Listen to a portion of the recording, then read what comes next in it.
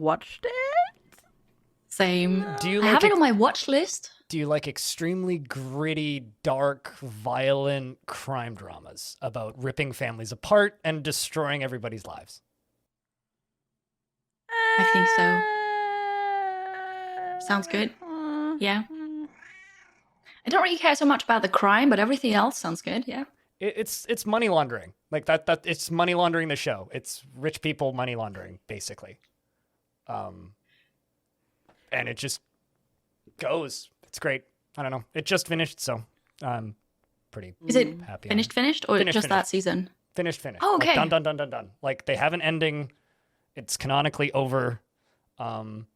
It's a crime series ending, so I won't say it's like entirely satisfying, but it's satisfying enough. It works. That makes and it you more can see how it appealing. could keep going. For some reason, I find it easier to start shows that are already finished. And then I know that I'm not going to go on for like 10 more years. Yeah. So, yeah, maybe I'll give it a try next. It also already won all of its awards, so you know it's got to at least be good, right? Yeah, right. Good enough. The problem is good. It being good does not necessarily mean that I'll enjoy it. That's the problem. But Of I mean, course. it's yeah. I don't know. Like there is this trend in TV shows recently to make everything like dark and nitty gritty and hopeless and despair and everything is gonna end, and I just hate it. I hate that it. great? No. Is that perfect? No. But see, this is why Ozark is good, because yes, it is this gritty, dark crime show, but also there's a character who at one point kicks a mob boss's kid in the nuts and throws him off a boat.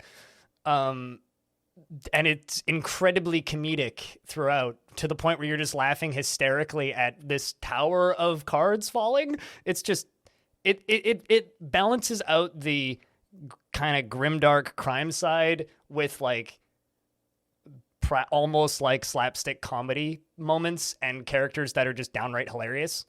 It's a good mix, but it is overwhelmingly dark at times. That does make it sound a little bit more appealing. So maybe.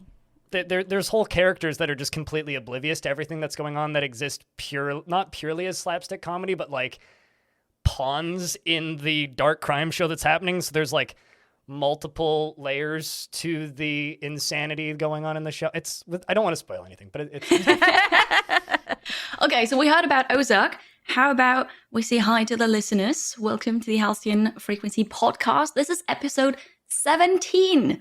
And I'm your host today. I'm TD Kiri. Hello. Here with us is BlindiRL. Hello. It's interesting being the one getting introduced. Hi, it's good to be Yeah, here. right? It's also interesting to do the introducing while you, our usual host, is actually here. But I just have to host it. It's 17, right? Yeah. But we also have FGsquared here. Hello. Good morning. Good morning. Hello. Hi. We're recording at an unusual time, and it's my fault. But thank you for making the time, Blind and FG. Both maybe tired for different reasons. Thank you. The day's Glad to be winding here. down, I would say. My day is Yeah. just starting. Yeah. So it's okay. Same. It's also starting. But yeah, so this episode is going to air on Sunday, May the 8th. And we're here to talk about games and the news. And then for the last segment, so stay tuned, Blind has prepared something funny. Do you want to tease it, or is that enough teaser? We'll just say there's going to be a game show at the end. All right. Cool. I'm excited. God, now I feel the pressure mounting. Pressure! No, it's all fun. No, That's what the true. stack of books is for. That you've got on your head right now, right? This is an audio format. They don't know what we're doing currently, so. Yeah. No, actually, what I'm doing right now is cradling my over half a liter Christmas cup full of coffee. A Christmas cup. I love it. Yes, it's a Santa and a snowman on both sides. I got this from a friend of like, oh God, probably. Well, actually, I got this from a school friend. So this mug is like 20 years old. Oh, I feel so old now. So I have my like finishing school reunion, post-graduation reunion. I would have had the 10 years 2 years ago, but you know, the thing happened. But we're doing it this year and just celebrating the 12 years basically, and we're meeting up again. And it's just so odd. to think about this, like, that happened 12 years ago. And in 12 years, so many things can change. Because we did the, 5 years and, people were studying and people found work, but nothing, major had happened. But now it's been 12 years. So it's actually quite exciting to see where people are now, what they've been doing. My school actually, they do it every year, but it's just like a general, Oh. like every student from this school can go and meet up at this one particular, like pub location. But the problem is, it's the day before Christmas, and they incidentally did Who it. has time? Yeah, well, they did it 23rd or 24th day before Christmas? 23rd. So like like European day before Christmas. But because the original argument was people are going to be home, quote unquote, with their parents for Christmas, right? So you make it the day before I Christmas. suppose. But like, I don't travel on Christmas, so I've never actually been.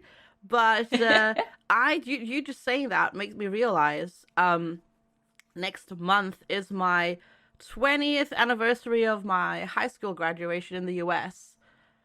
Wow. Which is just insane. 20 years. I don't think they're doing a reunion. I think they're waiting till 25, but that is mental. Mhm. Maybe, I mean, I'm not sure if you plan to go there or not, but maybe you could even just join with video. Yeah, maybe. I don't know what they're doing. Or I don't know if they're going to do one for 25 or 20. I don't know. Yeah. But maybe. Did they do like a Zoom call for 2020? We just completely skipped it. Yeah, I think they skipped it too. Yeah. I don't know. Not that dedicated. Yeah. Hopefully next year though, when hopefully everything is like more safer and everything is good. Fingers crossed, and PAX East is happening. Because PAX East is in Boston and I went to school in Massachusetts, so maybe there's a chance I can hang out with some people as well, potentially. Because That'd be cool. That'd be really cool, yeah. It's really weird that you guys have like this kind of thing with a sense of community attached to it, because I was raised largely homeschooled. Like I took one high school class, but never officially graduated from high school. I took all the tests and I have a diploma that says I did it, but I graduated early and not part of a graduating class, not during that time of year. So I forget what year I graduated in sometimes to the point where it's like, it's not an event that I even really recollect. It's weird. I just That's got really a job one interesting. day. Yeah, that's really interesting. Because for actually homeschooling I think we talked about this before, homeschooling in Germany is illegal. Like, you're not allowed to do it. You have to go to school. For precisely that reason, so you interact with humans. As somebody Humans? who was homeschooled and is in an area that has a largely not great public school system, at least it wasn't when I was younger. It's gotten better, but it's still not great. I don't think either option was optimal.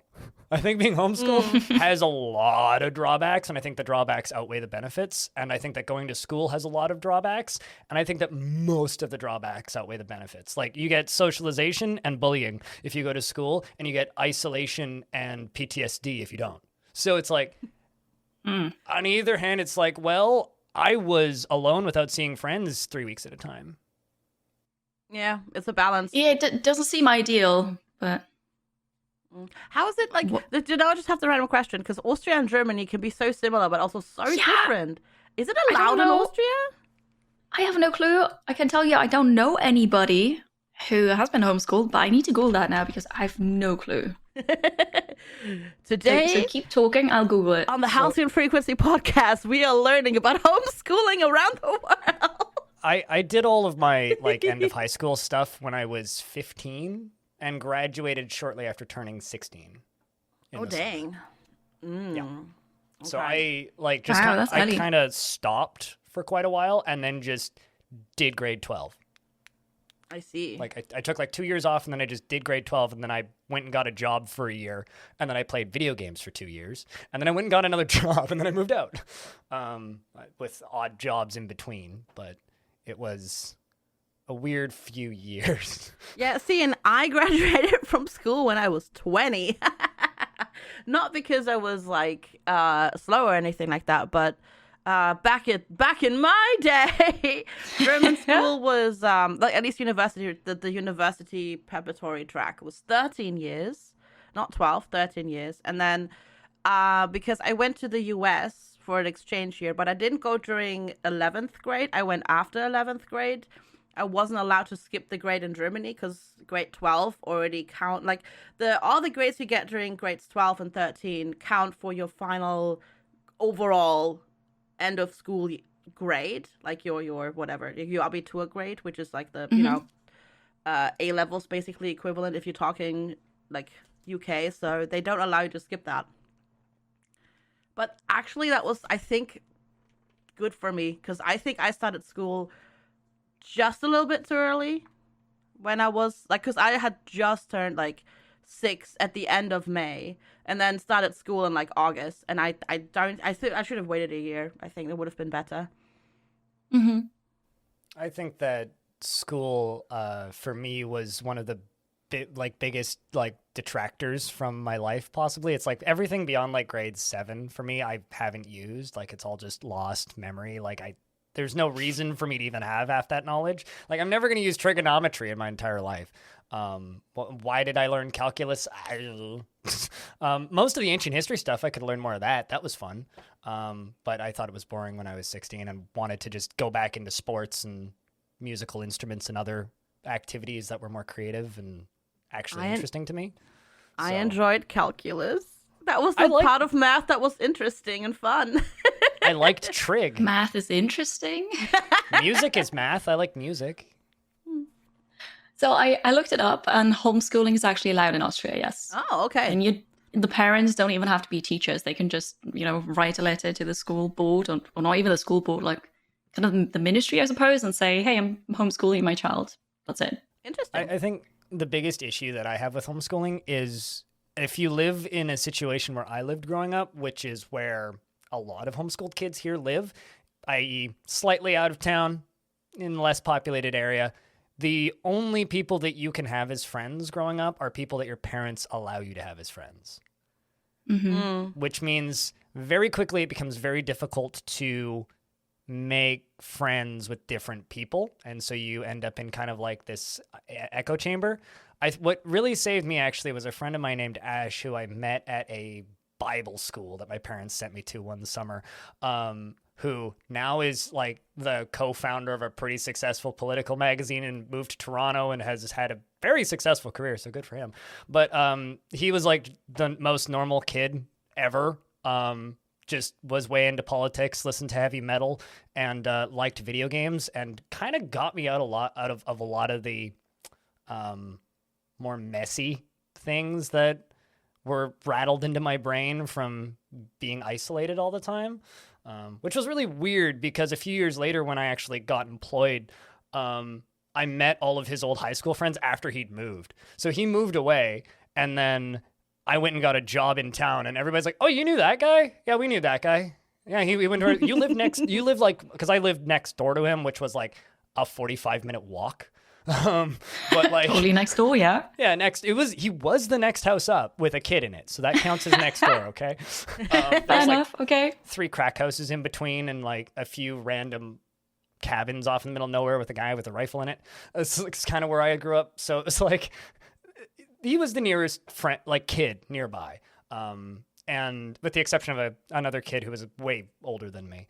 So it was like I kind of had this one guy who he influenced my music taste and helped me get back, like stay into video games, even though I had crappy internet and no way to play them really.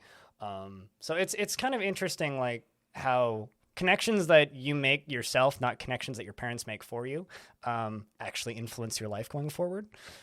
Yeah, absolutely.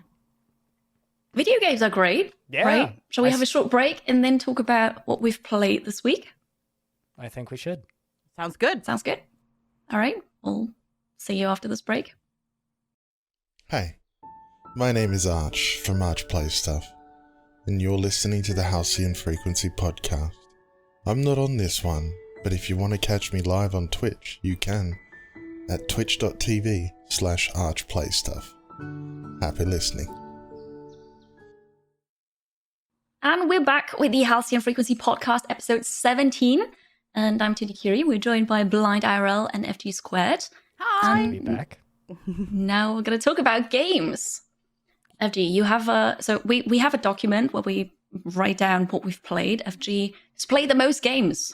You want to start? Yeah, I somehow I always end up being that person with all the games. But I guess that happens when you kind of showcase 6? sort of. Am I counting this right? 6 like games? 2, One, 4, two, 5, three- 5, 5. 5, okay. Because one has like the longest really long name ever. Oh, okay. Yeah. I might be able to top that longest name, but no, it looks very, very long. Yeah, it just kind of happens because sometimes I have like these days where I just play lots of like small or unknown indie games, and then I just do them for like an hour or 2 at a time, and then it kind of pops up. But the thing I've played, That's great. Yeah, but the thing I've played with the most this week is Trains on Mars. Trains in Surviving Mars. So Surviving Mars got a new DLC.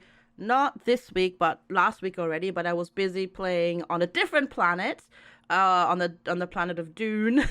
Sorry, I didn't get to play with the trains until this week. And yeah, so actually they even had 3 DLCs out. There's the train DLC, which was Martian Express. They have a new radio station out, and a cosmetic pack for some dome buildings. So nothing like super major. But meow, yeah, exactly. The trains is the one that changes the gameplay the most, and I actually really like this DLC. This is a DLC that wasn't made by the new developers of Surviving Mars Abstraction. This is one of the content creator packs. So this is basically a mod, or rather a DLC made by the pretty much the 2 most prolific modders of Surviving Mars. And basically what it allows you to do is trains are for commuting people, because the problem with Surviving Mars is, and the domes, the people don't go far from their domes to work. But with trains, you can now have them stay in one dome and literally go to work on the other end of the map. So that sounds really good. Yeah, it's really good. It's a really great gameplay addition. It's just a bit too expensive for what it adds. Okay. That's the one biggest issue that I have with that DLC. It's great. I really like it, but it's over £5. And if I look at Green Planet, which is one of their major expansions, that's £20. That's like, it's 4 times the price, but it adds way more than 4 times the content. So Okay. my recommendation would be get it, but get it when it's on sale. Because it's really good, but it's a bit too expensive. Yeah. And it will be on sale eventually. It will be on sale eventually. Yeah. Heck yeah, absolutely. Cool. How do the trains work? Do you just place them like a road, or do you need something else for it? Fuel or anything? You don't need fuel. You need to build them. You need to build the stations on either end, and then you need to build the track in between, and then you need to build the trains, and then you assign the trains to the different tracks. And then you can have them go back and forth. And the cool thing is, it's not just for people. You can also transport resources. And you can also transport life support resources, so water and air. So they open up the gameplay so much, actually. Like it's like a breath of fresh air almost. I kind of wish trains had been in for a long time now. Actually, I think it's really cool that they took modded content and actually made it into the official game. I think that's amazing. This is the second time they've actually done that. They already did that with it has such a weird name. Is it Contemporary Buildings Pack? There was a building pack that added a whole bunch of stuff as well. That was also done by modders. Paradox has done this as well with City Skylines. They had multiple creator packs of cities stuff. So. Yes. Yeah, that's awesome.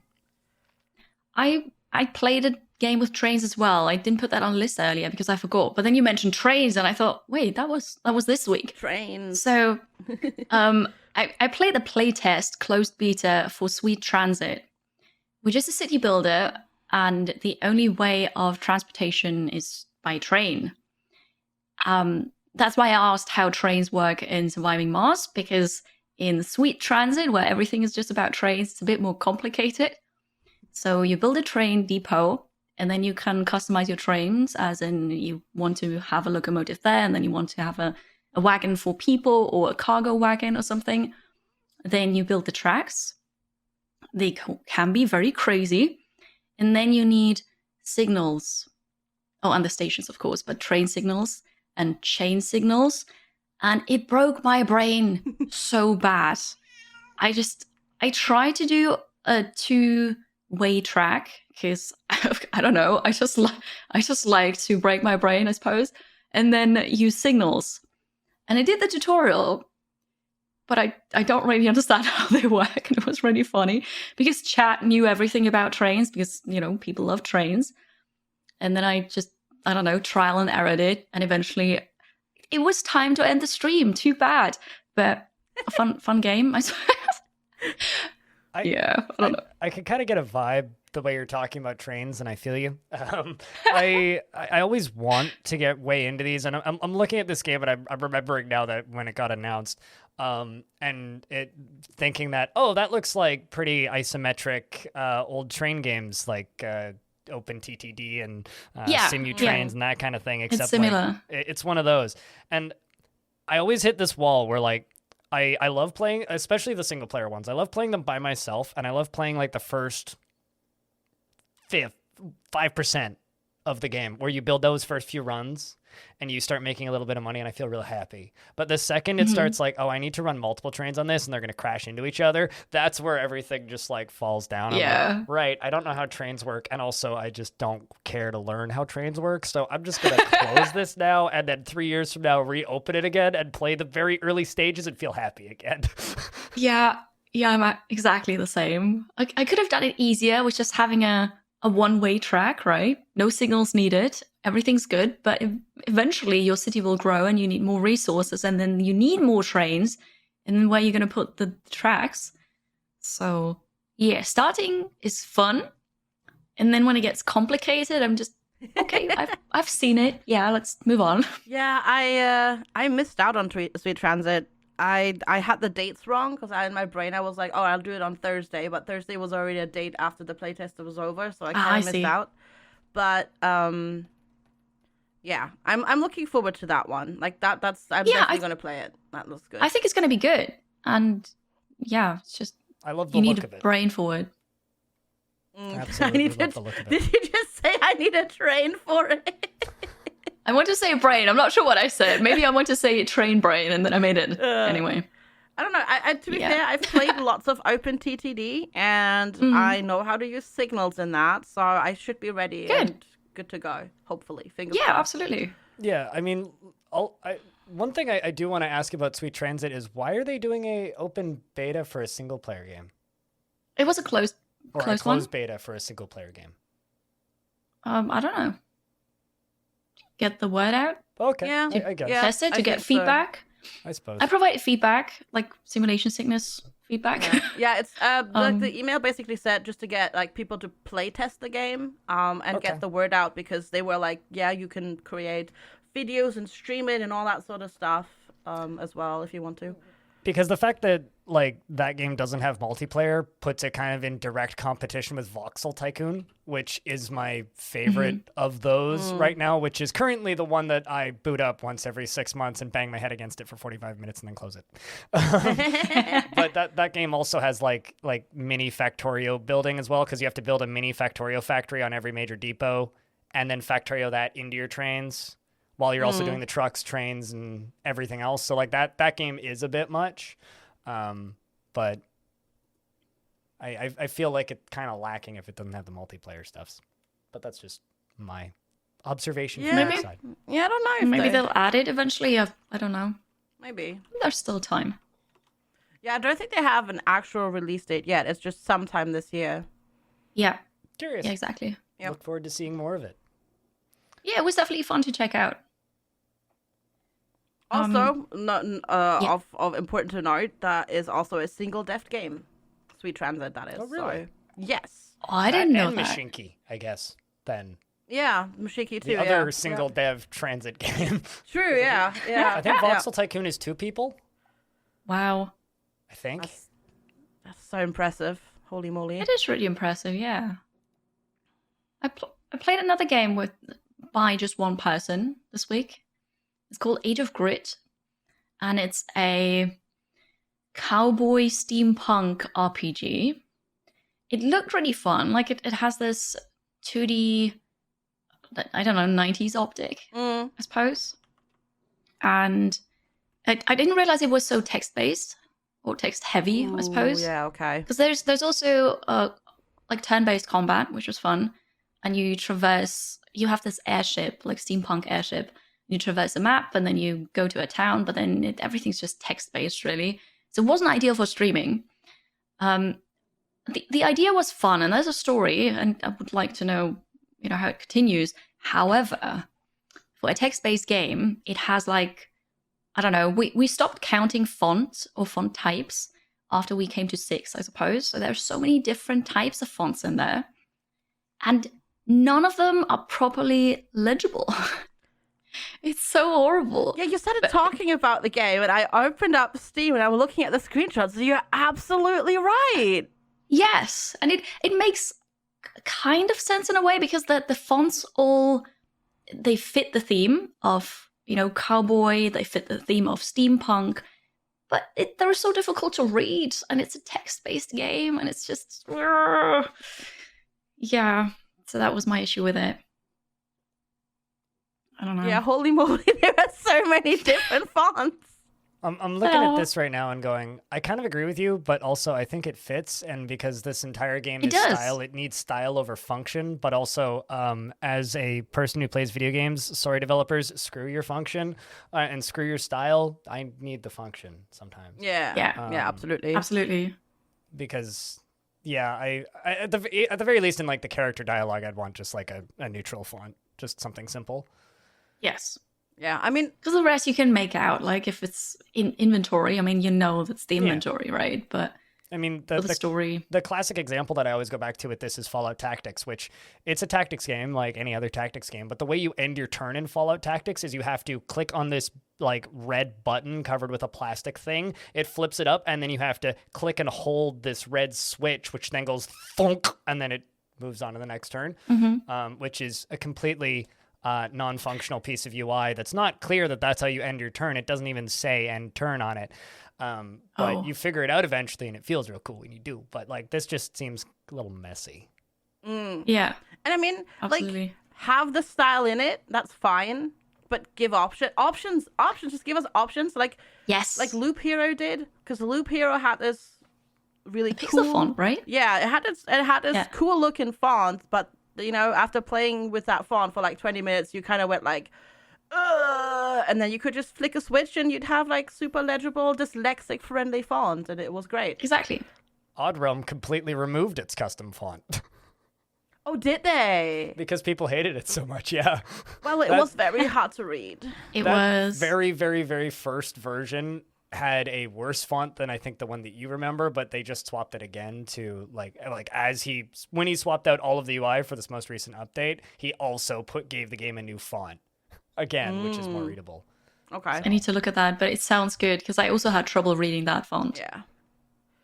Like it's fine if you only play for like a little tiny bit, but like if you play games like we do, where we like to play games straight and talk about them and look at them for 8 hours, your eyes get tired.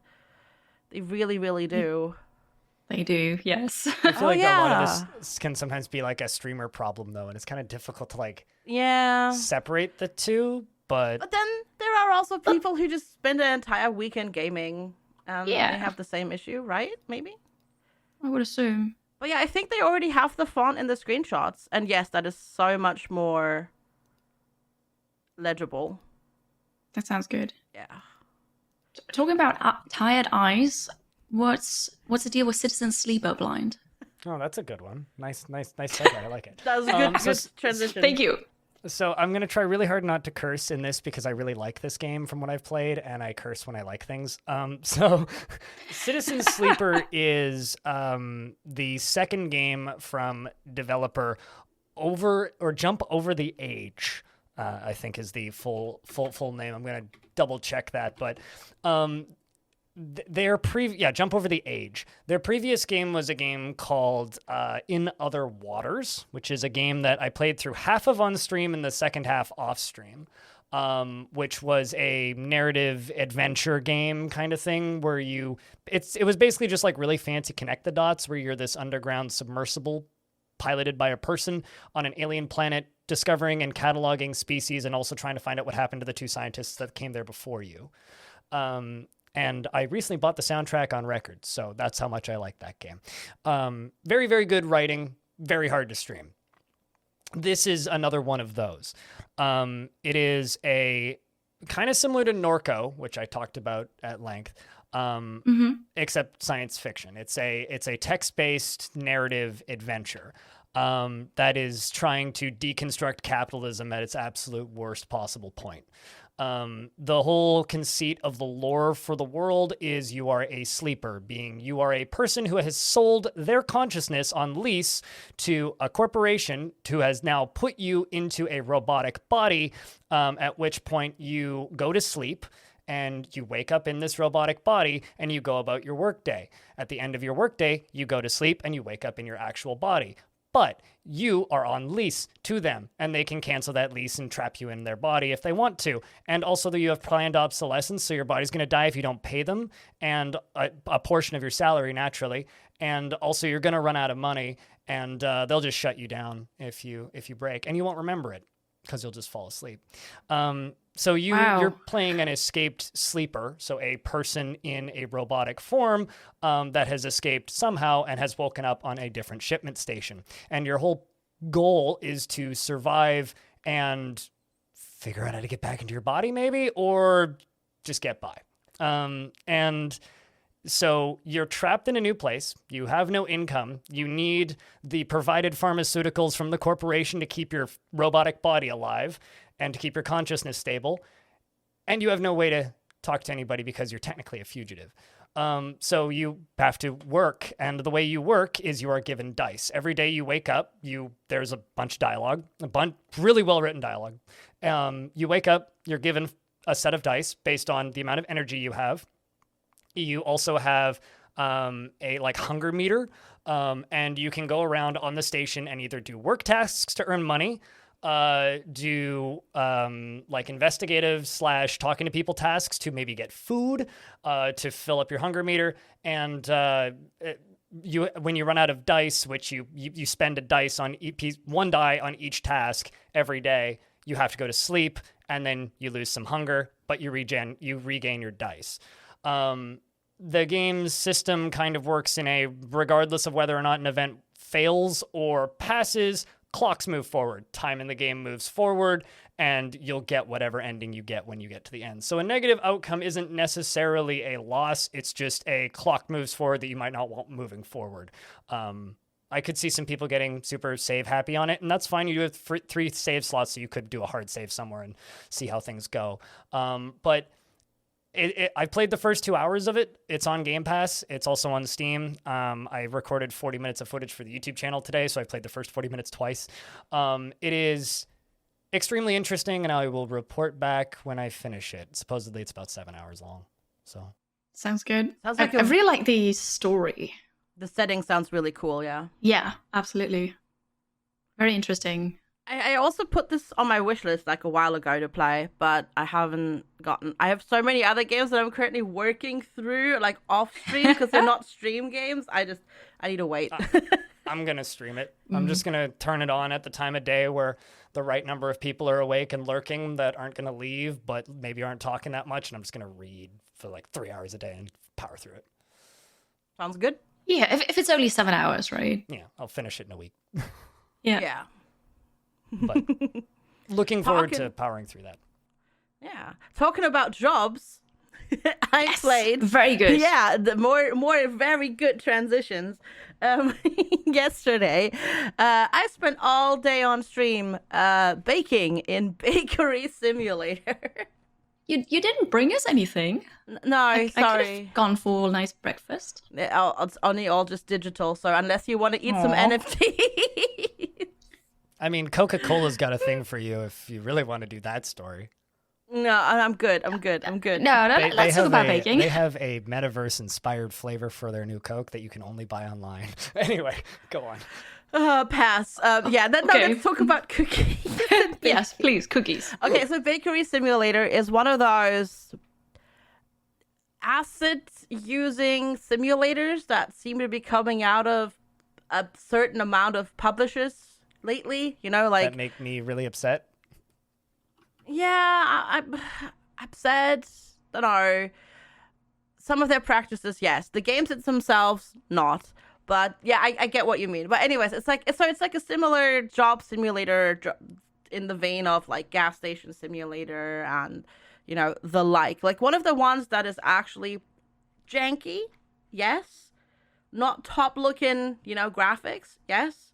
But the gameplay loop feels quite fun and it's just a really cool game to like play for like a stream and just progress through the different tiers and whatnot. And basically what you do is you run a bakery, or rather you bake. You don't run a bakery themselves because you don't have a shop front. You make products for shops that then sell the food. So So you're just the baker in the bakery. yeah, you're just the baker in the bakery. But then you also have to deliver it. And that's like the part of the game that's like really meh. Because it's like, when you drive around, it looks like GTA 3 graphics. And you just kind of have to like drive a car that's like really bad to drive to deliver your stuff. But they're already aware of that. And you can get a courier later on. But they're going to make it so that you can get the courier right from the start. So you don't have to do the driving thing. So you can just do the baking thing, which is the fun thing. That sounds good, yeah. And basically, like it's what you do is just a simulator. You grab your giant bowl, you go to the racks of like ingredients. You have to math out because you get like it calculates automatically how much you need. So it says like, okay, you're making like 90 donuts, so you need like X amount of water. So it does that, but for the dry ingredients, at least at the start. For like yeast and whatnot, you have to math it yourself. So it says like you need 23 grams of yeast and you get like different scoop sizes. So you have to be like, okay, I'm going to get a 20-gram scoop of yeast and then 3 single gram scoops of yeast, and you chuck it into a bowl, you mix it. And then you have to like form it. Yesterday I spent 20 minutes forming 77 croissants in the game, like without the in-game machine, and that involved you like moving your mouse hand back and forth for like 20 minutes. Oh no. It was So, it I have was two something questions. else. Yeah. Question number 1. Yes. Are you using actual recipes?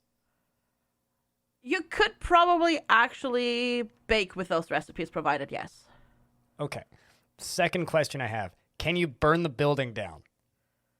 No, you can't burn the building down. You can burn your food. So I can't, what you're telling me is I can't grab a plate and throw it through the window. No, you can throw things Terrible around. Stick to cooking simulator. It's not a good simulator. No, it's not. I want to break stuff in games like this.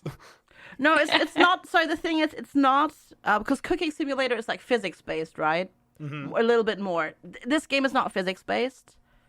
It's more like a mini game based, like Gas Station Sim is. Disappointing. It was fun to play for a day. It's also not super expensive. I didn't have any like hard crashes or anything like that, which is always good. Obviously, there's a bit of jank. I had a bit of dough stuck, and I had one cart just completely disappear. No, it's fine. It was stuck up on the wall. So funny. Yeah, I had a cart disappear, but besides that, it was fun. It was fun for a day. We had good laughs, and we were just my chat like just made me like make croissants for 20 minutes. So yeah, that was Bakery Simulator. It is pretty funny, pretty funny looking, and it is also pretty cheap. So there's that. Yeah, it's not. It's one of those because, as I said, like it's one of those where they take a lot of the assets, like they don't make the art themselves, and they just throw the assets together and then create a fun gameplay loop. It's like in the same vein of Gas Station Simulator and all that. So I keep bringing that up because I started playing that off stream again because they fixed the achievements finally. But yeah, it's one of those. It's fun to play for like a playthrough. And I've played 8 hours now, and I'm not completely through with the game yet. So it's you get enough content for the money that you put in, I'd say. I'm always so sad I can't play those simulator games Yeah. because I think I would love them so much, but they're all first person. Yeah. Oh, and this one. Sad They're a times. curse. Yeah, they're definitely. Well, no. This one. I mean, Go ahead. go ahead. No. No, you go. You. No, you. This one I'm had the host. I say you go. this one had the problem that at the start, like you load it in and it doesn't have a motion blur slider. So, but because it's a Unity engine game, you can just go to the INI file and just make a motion blur button basically, and just turn it off. So that's that good. worked. Hacks. Hackstoring, yeah. Thank you, Steam Perfect. discussion forums. They should But, give you yeah. an achievement for doing that. Yeah, that would Right. be hilarious. Yeah, I agree. That would be. I agree. Yes. That'd be funny. That's like my favorite. I wanted to achievement in a say- video game. I wanted to say that there are simulators for VR, and that will work, but only if I just stand there. So if it's just bakery simulator Oh. and I stand in front of the oven and ingredients shelf and just have to turn around but don't really walk, Oh, you know what you should play? that'd be perfect. Job Simulator. Is that such a game where I just stand there? Yes. Job Simulator is kind of like it's like a slapstick comedy game. You don't really move out of a cubicle. It's Yeah, like you're in this. Yeah, it's standing in the the- cubicle. Looking it you're up in a right cubicle now. and there's one big button in front of you and it says push the button, so you push the button. It's that game. Well, no, but Pushing buttons is fun. there's also one where you're like, oh god, which one is it called? I think it's also Job Simulator, where you're in like in this convenience store, but all the customers are just robots. Is that maybe Job Simulator? Is that like Job Simulator 2 or something? Yeah. So apparently there are different jobs in the job simulator. Oh yeah. Because I mean, it looks bad, I'm gonna say, well, but it's VR, so the screenshots are gonna look Yeah. a bit odd. It doesn't look that bad. Like it's like because it's 3D and it looks. I'm gonna put that on my wish list and get it when it's on sale. So It would be. It gets I think pretty it would, cheap when it's on sale. Yeah, and I think it And would then be I'll try hilarious it. to watch you play this. I'm not sure if I can stream it with VR because VR is on Mystery's PC. I'm not sure, but I definitely want to try it and just play it and see if I can play it. I think you can because you don't move around at all. Like unless like Oh, that's so perfect. Thank you. so you don't walk around in the game. You can turn around. Yeah. And but it's like you're stationary. So Exactly, Yeah. and that's the important thing Yeah, for me because then I exactly. can play VR. But Yeah. if I have to move in the game and I don't move my body, that's a problem. yeah. I have the same issue exactly. Hmm. So I Oh, can't that's exciting. I can't play VR at all. It makes me go cross-eyed and I lose my vision. yeah. Oh yeah, no, that's not good. Things then. close to my face make my eyes just go like and then I just can't anything. Oof. Yeah. That does sound quite rough. So now that we've randomly diverted, how about Terra Randomer? Have either of you heard of this? No, I No. haven't. Okay. So Terra Randomer is a roguelike of the traditional variety that I would talk about. It's on Steam. It's about $15, I think. It's hard to tell because Canadian money is weird.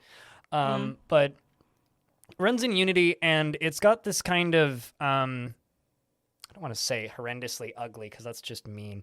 It's got this very eclectic style to it. It's a do you know Playmobil? Playmobil, yes. Yeah, like the toy.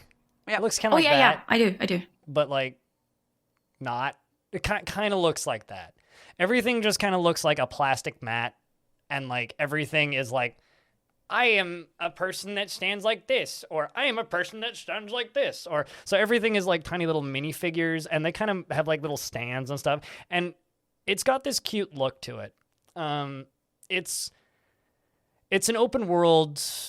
It's a relatively small open world, but it's an open world, and the world is generated for you. And it gives you the option to either play a proper roguelike mode or have saving on, so that's good.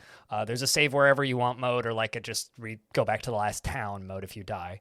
But I don't think that that's super necessary for reasons that I'm going to get into.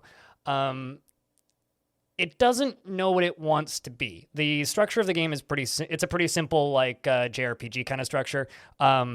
You have been told by a prophet that the world's going to get demolished and this happens every 10,000 years and all of the kings of every town knows that the world's going to end, but they don't want to work together. So you as the hero, you have to unite the towns and get the sacred tomes so that you can open the big dungeon so that you can go into the big dungeon and kill the bad guy. And in the way you make friends with all the towns is you do jobs for them. So you clear out their rats and go kill local bandits and go into dungeons and do that sort of thing. The game has kind of a neat idea where you can actually like fast track stuff really quickly. If you are even remotely decent at this style of game, you can kind of just power through the first few dungeons and go to this place called the Warriors Guild where you can just buy skills. You can also just buy level ups with their in-game currency, which is interesting. Like not in a free-to-play kind of way, but you can just like, you can buy level up points instead of spending them on food and other things you need for survival and gear and stuff like that. It's kind of it's got some neat ideas, but I think it kind of falls apart for me when I start like getting into the loop of it. It's very easy, and I put it on normal, and I played on the permadeath mode, and I very rarely felt threatened, and kind of died because I got more frustrated with the hunger clock than actually playing the game, because of the way that in order to get food in the overworld, if you don't have food, you have to scavenge and then do a combat encounter, and then steal the food from the combat encounter as well as off of the bodies of the things that you killed. And it's supposed to be kind of a hunting minigame, but it just ends up being really frustrating and not particularly fun. The problem that I really have with the game, though, is the actual level generation. So when you get into a dungeon, it has a square for you, and as you move through the dungeon, different rooms appear. But the final room is always the last room that you explore, which is very, very sad to me. I like, because in Rogue or any kind of traditional roguelike, usually you can kind of like happenstance your way into the end of the dungeon, or if the level just happened to generate that way. And usually it's crafted so that that'll happen sometimes, and that's fun and exciting. That that's the boss right away. Geez, okay, we got to stab you in the face now. But the way this game works is the dungeons don't feel generated. They just feel linear because you walk into the next room, there's going to be a blank room after that. There's going to be an encounter after that, regardless of which direction you go. And then when you finish, the final boss might be like right next with the exit, right next to where you started, because that was just the one blank room on the tile left that you didn't explore yet. And so that really is kind of a letdown. It has some neat ideas.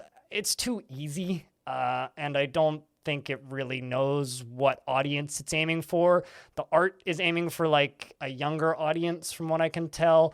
The gameplay is very casual. It has depth. The combat's neat, but I don't know. That's my take on it. I also had the dev in my chat most of the time for a good chunk of my playthrough, so I was just like fast spitting feedback at them. So hopefully, like they're able to work that's on pretty good. it. It is in early access. The dev is one of my. I was about to ask. Yeah, the dev is one of my subscribers, so I can just do that. All right. Not sure if it was gifted or not, but they have a badge, so. But that's good then. I mean, it's early access. You provide your feedback. Hopefully other people will too. Yeah. And then it can still develop.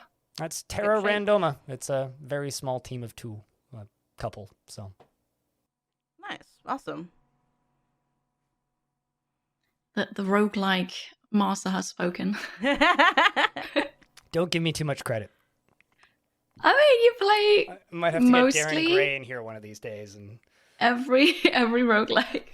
There's people out there that have been playing and talking about roguelikes since before I was born, so. Yeah, okay. Still. From the team, roguelikes are definitely your thing. Yeah, absolutely. Totally. Yeah. I want to quickly mention that I played King Arthur again, Knight's Tale, and the same thing that FG talked about happened to me. Oh no! So last week, yes. Oh. Last week, FG mentioned something. So I played again on my blind roguelite mode, because that's what the game calls it, but it's basically Iron Man. And I went just on a mission. People got hurt.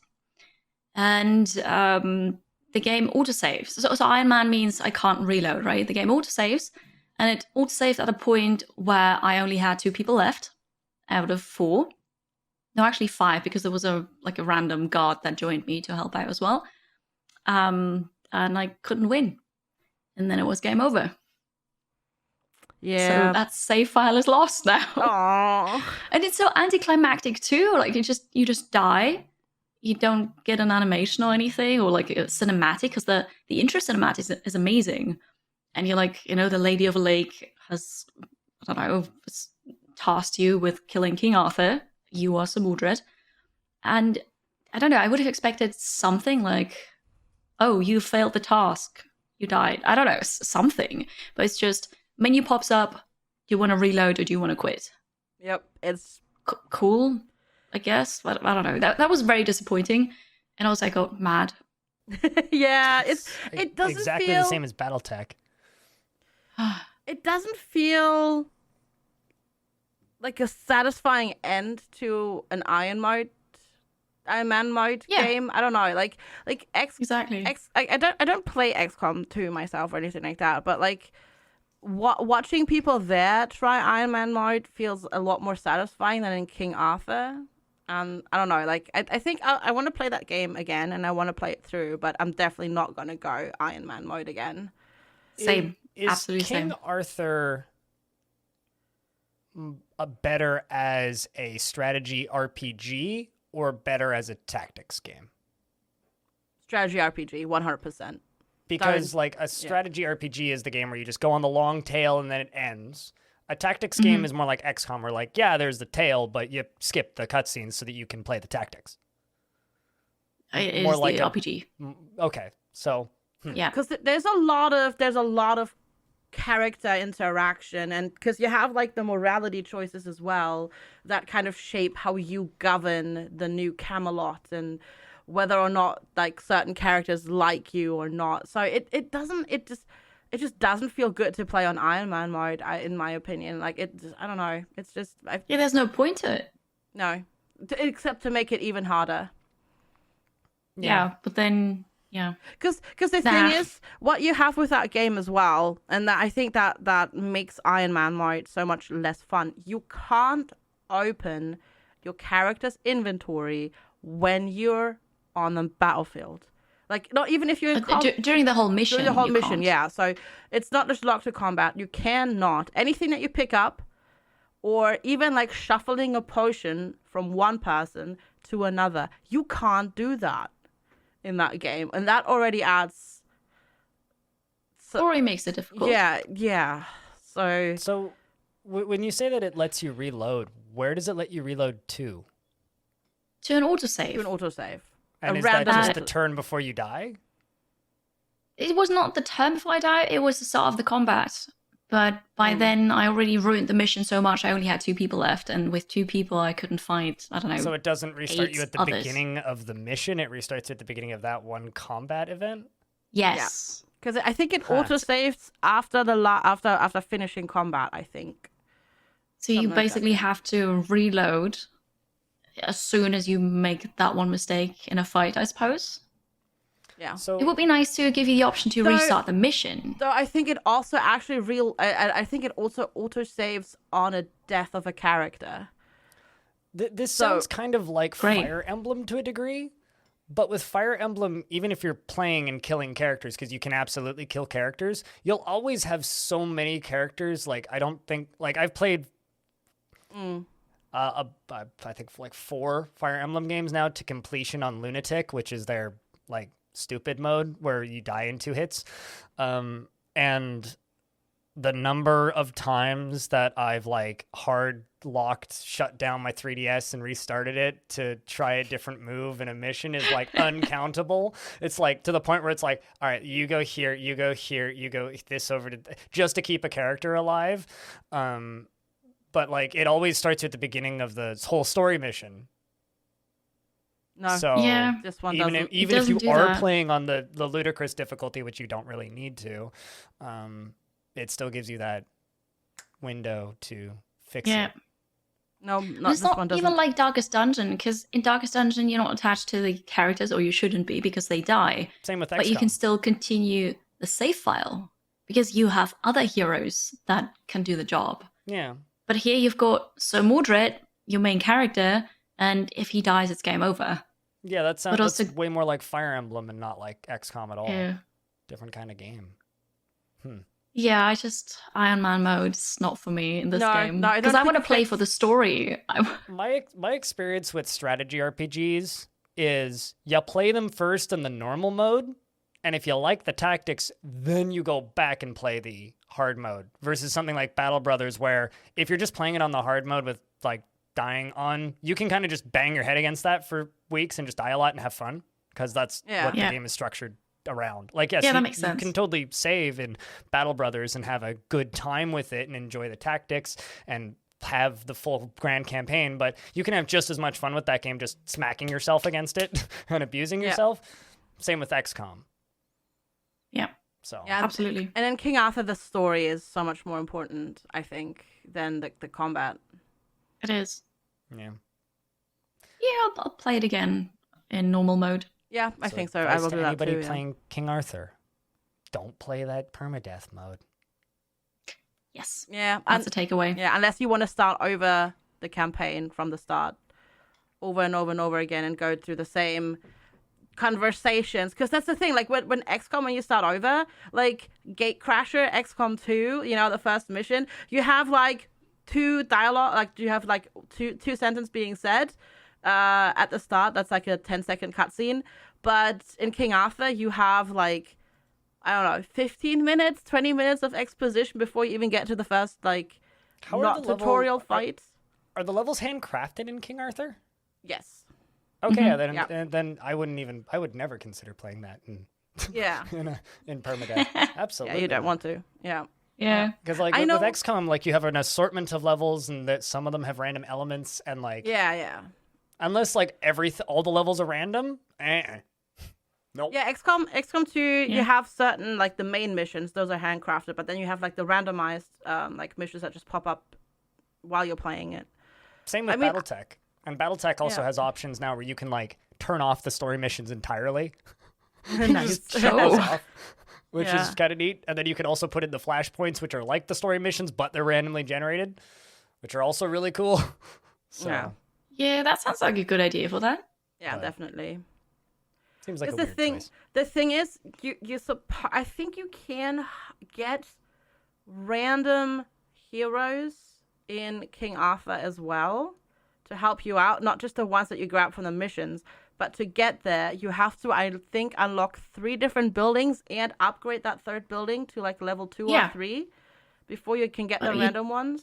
But you lack the resources. Yeah. It takes forever to get that. Yeah, exactly. And the thing is, you can't really, like, there's also no way to flee a mission. Like, you can't, like, okay, I'm going with 4, 2 are dead. Crap, I need to get Sir Mordred out. You can't leave. That's the thing. Like, you can't even leave. It's not letting you leave. It's just very unforgiving, and that makes it absolutely not fun when you just want to play the story. Yeah, agreed. Yeah. Oh, well. Yeah. That was that. Since we're talking about tactics, do you want to talk about Warhammer? Tactics? Exactly. I want to challenge FG for the game with the longest title. Yeah, do it. But I think you're going to win because I already saw it. But I played Warhammer 40k Chaos Gate Demon Hunters. And now I finally know that it's called that, because previously I had to look it up all the time because it's so long. It's a tactics game. Another Warhammer 40k game. It is basically like Warhammer meets XCOM. And it's really, really good. I'm surprised I like it that much. I've never played a Warhammer 40k game before, and I had a great time with it. It's got great cinematics. You can interact with the environment, so you can use grenades, and then the explosion throws enemies through walls. So basically you can destroy everything. There's certain things you can interact with, like if you shoot this pillar, it topples over. If you melee this, I don't know, something happens as well. It's really good. The UI could use a bit of love in the sense of it's not very easy to use, because there's just so much when you prep for a mission and check everybody's loadout. Leveling them up is just madness, because you need to take a long time to actually understand what skills you have and what they can learn and what they do. So it's a bit information overload at first, but it's so much fun to play. You're describing every single Warhammer game I've ever played. Yeah, because the lore for See, I don't know 40K that, but- is so extensive by now.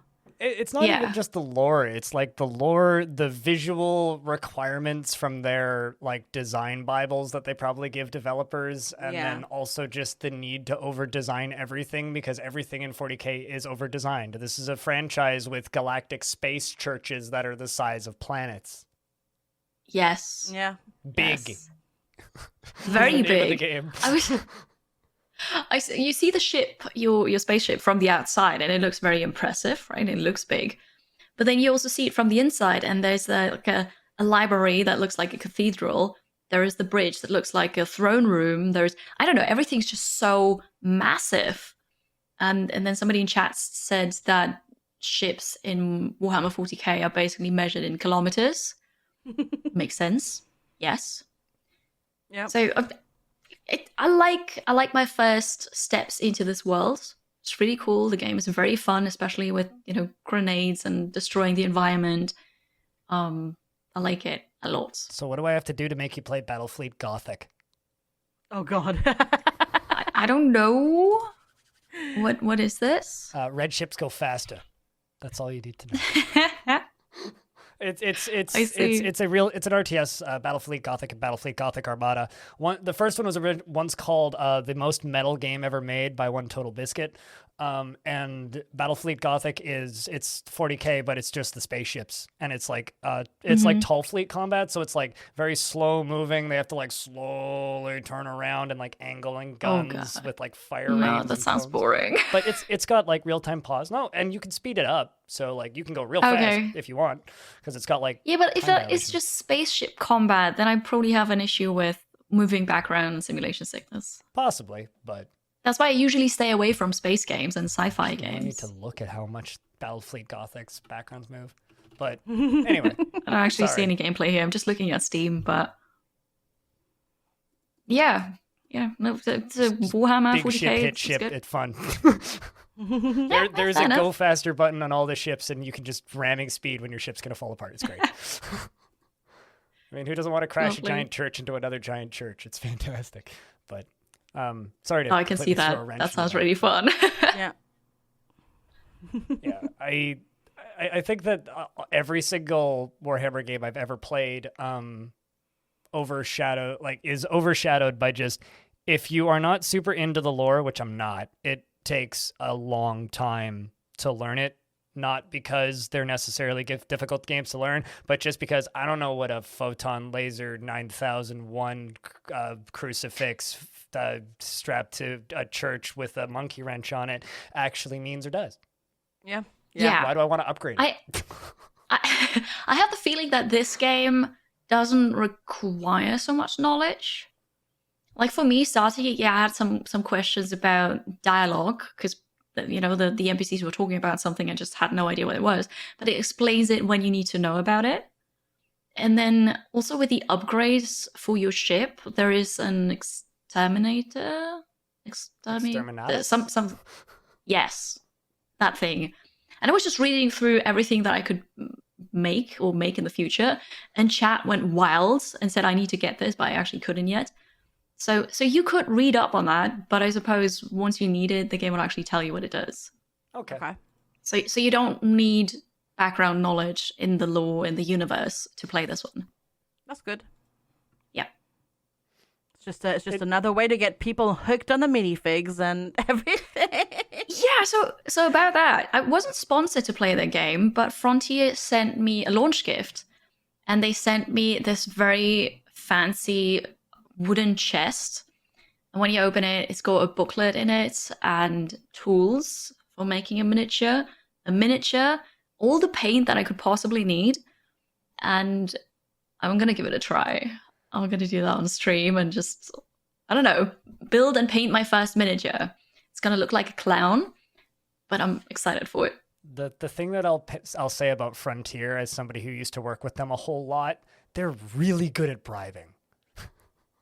They have really good marketing gifts. They're just really good at you know what you should do? Like them. What? I know you're doing it tomorrow, but you know what you could have done at some point? Just get Jimmy on a call and then have him coach you. True. True. Missed opportunity. Yeah. Oh well. I just thought of it now, so it's a little Yeah, bit no, that's a really brilliant idea. Well, I mean, I can talk to him afterwards. I can send him a picture. Yeah, just be Oh, like, rate my And say, minifig. That was my first try. Yeah. Could you help me with the next one? Yes, I would. Yeah, 100%. Yeah. Yes. Yeah, no, that's good. I like that. All right, FG, your game title that is Okay, the yeah. longest. I will Let's hear raise you your Warhammer 40k Chaos Gate Demon Hunters, and I will play my Doctor, Professor, Scientist's Weapon Testing Facility card. Can I one-up you again? I have a longer title, but it's not listed because I don't ever list it. Dwarf What Fortress. is it? The full title for Dwarf Fortress is Slaves to Armok, God of Blood, Chapter 2, okay, Dwarf Fortress, and then Histories of Gluttony and Metal.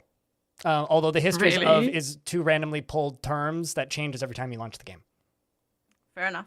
Oh, that's really funny. I didn't know that was the full title. It's actually a sequel, technically. Was there ever a first game? Yeah, you can still download it if you go to bay12games.com Oh, I see. /armok. And it's not very unfinished. They've worked on it for like 8.5 years. It's this weird like 3D thing where you can spindly walk around and teleport your skin elsewhere. It's very strange. I completely Okay. uprooted that. FG, carry on. Yeah, no, it's fine. So I was sponsored to play this game, Doctor, Professor, Scientist, Weapon Testing Facility.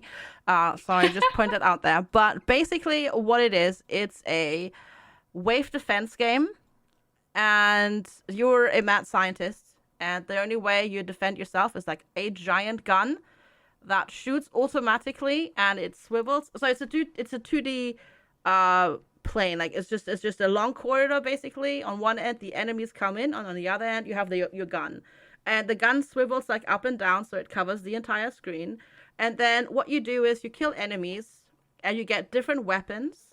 Like there is like I don't know, barrels, fire barrels, hell shards, lasers, energy balls, and then you get modifiers like pierce, size increase, damage increase, dot damage increase, dot duration increase, and you basically line them up. You have like I don't know, is it 16 maybe little squares that you can fill with weapons and modifiers, and it always goes through them, starting from the left, and like time-based basically. It just goes, all right, modifier weapon pew, and then modifier weapon pew, and it just runs through the sequence automatically. And you can upgrade if you have 3 of the same, you can upgrade your modifiers and your weapons, and the enemies get stronger. And while you fight, you research things. So there's meta progression, there's research, unlocking higher levels of weapons, stronger levels of weapons. Enemies get stronger, and eventually you have to get through, I think, 25 waves of enemies, and then you kind of win the game. And it's just like a really neat little time waster. I know Drongo also played it yesterday, and you kind of ended up playing the entire stream. Like it's a really simple combat, but like combat, not concept.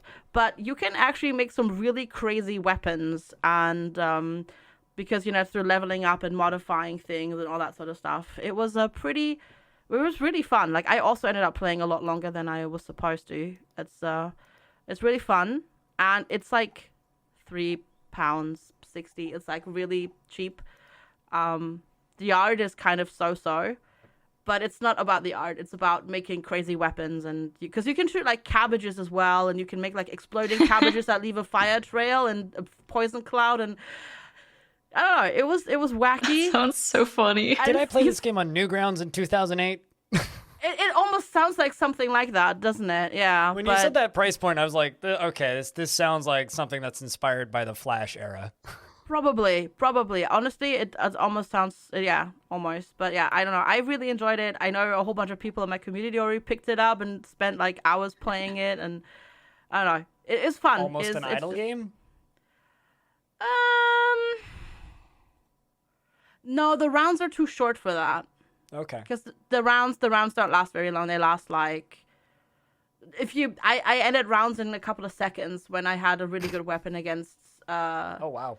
stuff. Okay. Yeah, Yeah, so it's not really, but you need because the thing is when you kill enemies, they drop upgrades or modifiers and weapons as well, and then you have to make sure that you stash the ones that you want to upgrade eventually because the drops will get deleted. But then you have also 2 upgrade slots where you can also stash some stuff, but then they're locked in there, and the only way to remove them is to destroy them. Like there is some tactics involved in there, and it's for like £3.60, it's good fun. Like I know some people who've played this like for like 6, 7, 8 hours. So yeah, definitely.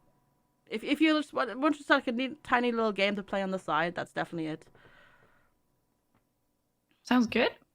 Sounds really fun for like a, I don't know, casual game. Yeah. Pick it up, play for a bit. Exactly. Yeah. And you play through it a whole bunch of times because you need to like progress through the meta unlocks, of course, and like you do research. The more enemies you kill, the more you progress the research, and then eventually once you've got all the research done, then you get the good weapons, and then you can combine it, and yeah. So you get more OP the longer you play and the more you've unlocked. Yeah, pretty much. Yeah, and then you can also select between different modifiers. Like you can have like. Because you can have like 2 ways you focus your science on. You have major and minor focuses, and you can do like, I don't know, hell, that gives you like hell shards and other modifiers, and there's like, I don't know, lasers and that sort of stuff. So you can kind of pick your own preferred weapons. You could also make runs harder or easier if you want to. You can unlock like modifiers for the run. For example, the first modifier that you can do is you just make certain enemies bigger. They don't have more health, or anything like that. They just are bigger, so they're easier to hit and that sort of stuff. And then the next one is you get a positive modifier and a negative modifier. You can make it really hard if you want to. It's just, yeah, it's actually really clever in a way. So and fun to play. So once again, for the people with short-term memory like myself, that is Doctor, Professor, Scientist's Weapon Testing Facility. Yeah, or DPS WTF. Of course. It's great. Which came first? Probably the abbreviation, I think. Okay, got it. But I'm not sure. That would make sense, actually, yeah. So they just figured out what they could name it. Okay. Yeah, probably. That was probably DPS WTF, like, working title for a while. Yeah, okay. I would assume so, yeah. Gotcha. Well, yeah, no, I just enjoyed it. I think it's also like a one-person game. Like, it looks like a one-person game, but it's really fun. Seems like it. Yeah. Nice. For people who like wave defense or tower defense type stuff, definitely take a look at that. So, what is Trinity S? So, Trinity S is another game that I did a sponsored stream for because I did like a segment on Thursday where I did both of those. Trinity S, so that was also sponsored, just to put that out there, is an early access game. So it's not finished. There's only 3 classes and only a certain amount of maps. And basically Trinity S is a top-down game. And basically what it does is it removes everything from MMOs except the boss fights you do in like raids and dungeons. And it's just a boss rush. Like it's a co-op boss rush game with like MMO mechanics. So you have a tank, you have a healer, and you have a DPS. And you have to work together to beat the bosses. And they do like, you know, like telegraphed attacks, and you have to like move out of the way and move around, and it's a really cool idea. Like if you just enjoy like the boss fights and like in a co-op way, you can also play with bots, but it's I think cooler like if you play with people. You have to like move around and like fight them, and the interesting thing is you have your top down characters, and they have a normal ground attack or a normal attack. They have 4 abilities that they can do. But the only way to regen mana is by standing still. So you have to stand still to regen mana. Oh. Yeah, which is difficult if you also have to dodge things. And standing still also levels up, makes your passive happen. So for example, the tank, the longer the tank stands still up to level 5, he gets hardened, which is like an extra shield basically, so they take less damage. But sometimes you have to move because the boss is doing their big AoE attack, and so it's actually a really clever thing. It is definitely unfinished though. There's only 5 or 6 bosses at the moment. Definitely need some balancing, especially if you don't play in a full group of people. I played first I played by myself with 2 bots, beat the first boss first try. Then I tried the second boss a couple of times. The bot AI is not the smartest. Like sometimes the healer will just stand in the boss, whacking the boss instead of healing you. Oh no. So it's a bit weird. And then I tried it playing with one of my community members and an AI. But if you have human people, like if you have humans playing it, the bosses get more difficult because supposedly humans talk together and they're smarter and they can like work together. But with 2 humans and a bot, it was kind of impossible. So it needs some tweaking. It's not done yet. It's also not super expensive. I think it was like 11 pounds. Yeah, $15, something like that. It's usually what $17.49 in Canada dollars is. Yeah. But How many people can play together? Is it only 3? It's only 3. Okay. Yeah, unfortunately, it's only 3. But yeah, I enjoyed for what I played for it for now, and it's top down, so it is Kiri friendly. It does have I like the idea of it. Yeah, it has a screen shake button that you turn off. Mm-hmm. I feel the camera is a tiny bit smooth, but it's not like the maps aren't really big enough for that to matter. What do you do when you're not fighting the bosses? Nothing. Like it's just you just go like literally a playthrough is boss fight, boss fight, boss fight, boss fight, boss fight, and you have to see if you make it to the end or not. Because like looking at it in the screenshots, it kind of looks like it could almost be like MMO styled or like top-down Monster Hunter, which is really compelling and neat. But if there's nothing in between, there was nothing. No, it's just about fighting the bosses. All right, But you also said it's early access, right? Yes, it is early there could access. still be something in the works. Yeah, well, I would want something in between. Like I would need like a home base to run around in with my friends to kind of take a breather, because just boss fight's a lot, right? It is. Yes, it is. How long are the boss fights? Like I think around 13-15 minutes per boss. So not short. Yeah, so like that's a pretty similar amount to like, or a comparable amount to Monster Hunter. Like Monster Hunter is like 35 minutes or something. Like you have a timer in Monster Hunter to actually kill the monster. Mm-hmm. So I don't know. I mean, like this could be really cool. It's a neat idea. It is definitely a neat idea. It's something that I've not seen quite like this, to just take that one aspect and like kind of run with it. It is definitely not finished yet though. Like it needs some balancing. Like it plays fine, like no crashes or bugs or anything like that. It's just the balancing in the bot AI, which is arguably the hardest thing, is not like quite the best. But there is online matchmaking, so if you there's like, I don't think there's voice comms in game, but you can like there's a communication wheel, I think. So if you don't have friends to play with, you can play with randoms online or with bots. But so there is matchmaking. So yeah, there's online matchmaking, so you can find a group. It's probably still best to play with friends though when you're on a voice call, so it's just because it's just easier to, it's like an MMO boss fight. It's like it's better if you can just talk to each other. This has me really exciting because I love MMO boss fights. Yeah, I love like just MMOs. how. I mean, I like those too, but time sinks. So if you just get the good part without the grind, and then you coordinate, and that sounds really good. Yeah, no, it was. I want this to get better. Yeah. Because like the main thing I'd want from that is like very much like a Monster Hunter hub that I could go to and craft and get buffs and stuff. But if there's none of that there and it's just the boss fights, I'm out until something like that was put in, but I don't even know if that's in their scope. So you do get new abilities between the fights, but when you start at level 1 again, you kind of like you get reset back to your base character. Like you because otherwise you'd smack the first boss over again. But maybe they could just do, instead of like maybe they make what would be cool is meow, yes, give me one where it starts at 0 every time, and I just progress through the boss fights with my mates.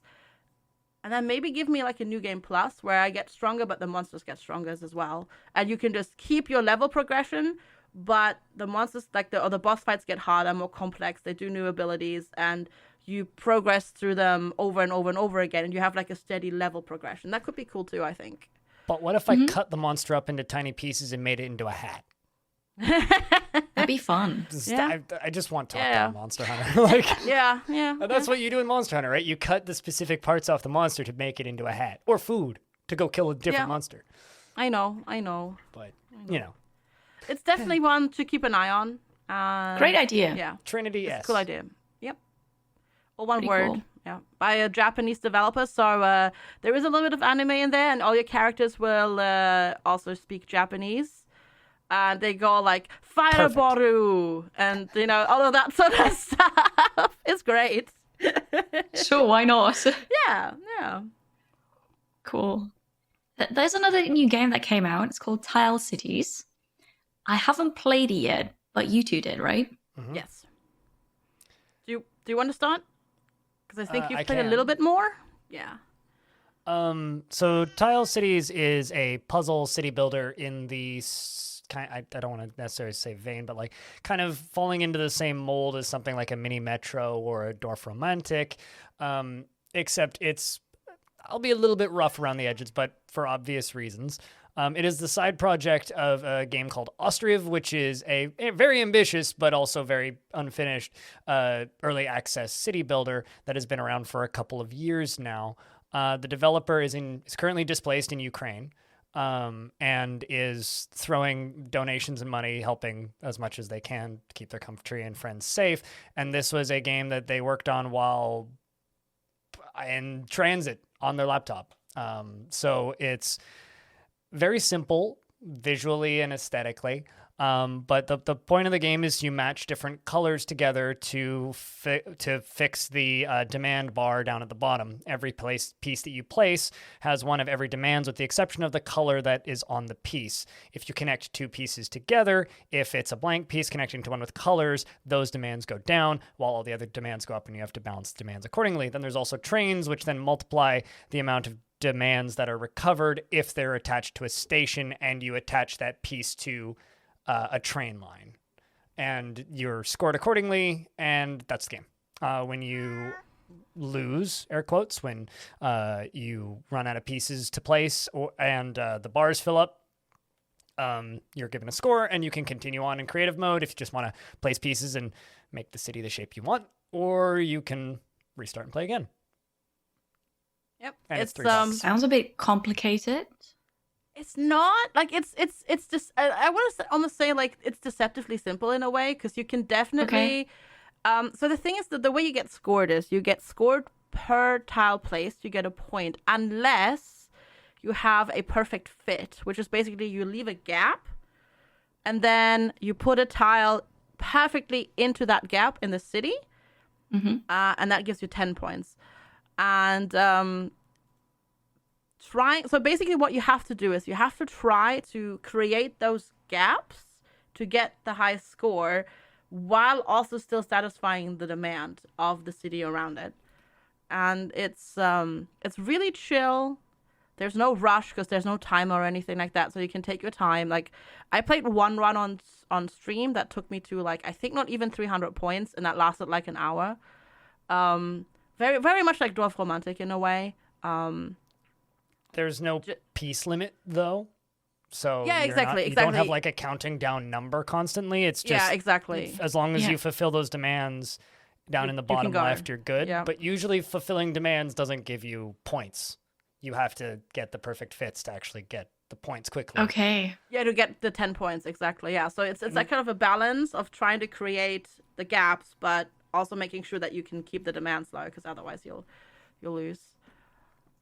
Interesting. It's And really the game it's really itself good. It is very minimal, right? Like there's no sound effects. It's literally just like you place a piece and goes blunk, bam, Yeah. beep, bomb. As you place different pieces, that's all the only sounds it has. I think if I were to complain or ask for a feature for this game, I'd want a colorblind option. Or just the option to change the colors to whatever you want in like a color wheel or something. Because I know I had some people saying, I can't see the color. Yeah. So there that's a is problem. that. That's the mainly the only real criticism I have about the game. That and maybe just some ambient car sounds or something. I'd sounds. love an undo button because I have accidentally placed a couple of tiles while scrolling around. It's like not super necessary because it's not as punishing as it can be in other games. Yeah, But it's not quite like Dorf Romantic, where if you place one piece in the wrong spot, you lose. you mess up a lot of stuff. Yeah, so it's not quite that bad. Let's not talk about that. But it's just something that would be need to have just in case like you accidentally, because sometimes I don't know, my sometimes my index finger just twitches and I just click and then it places the tile and you're like, I know the feeling, no! yeah. I have to do that in narrative games. Move the mouse off the window so I don't click the next button while I'm reading the dialogue. Yes, yes. Yeah. But yeah, and what we Yeah, also, sounds good. yeah, what also is important to mention, this game's like £2.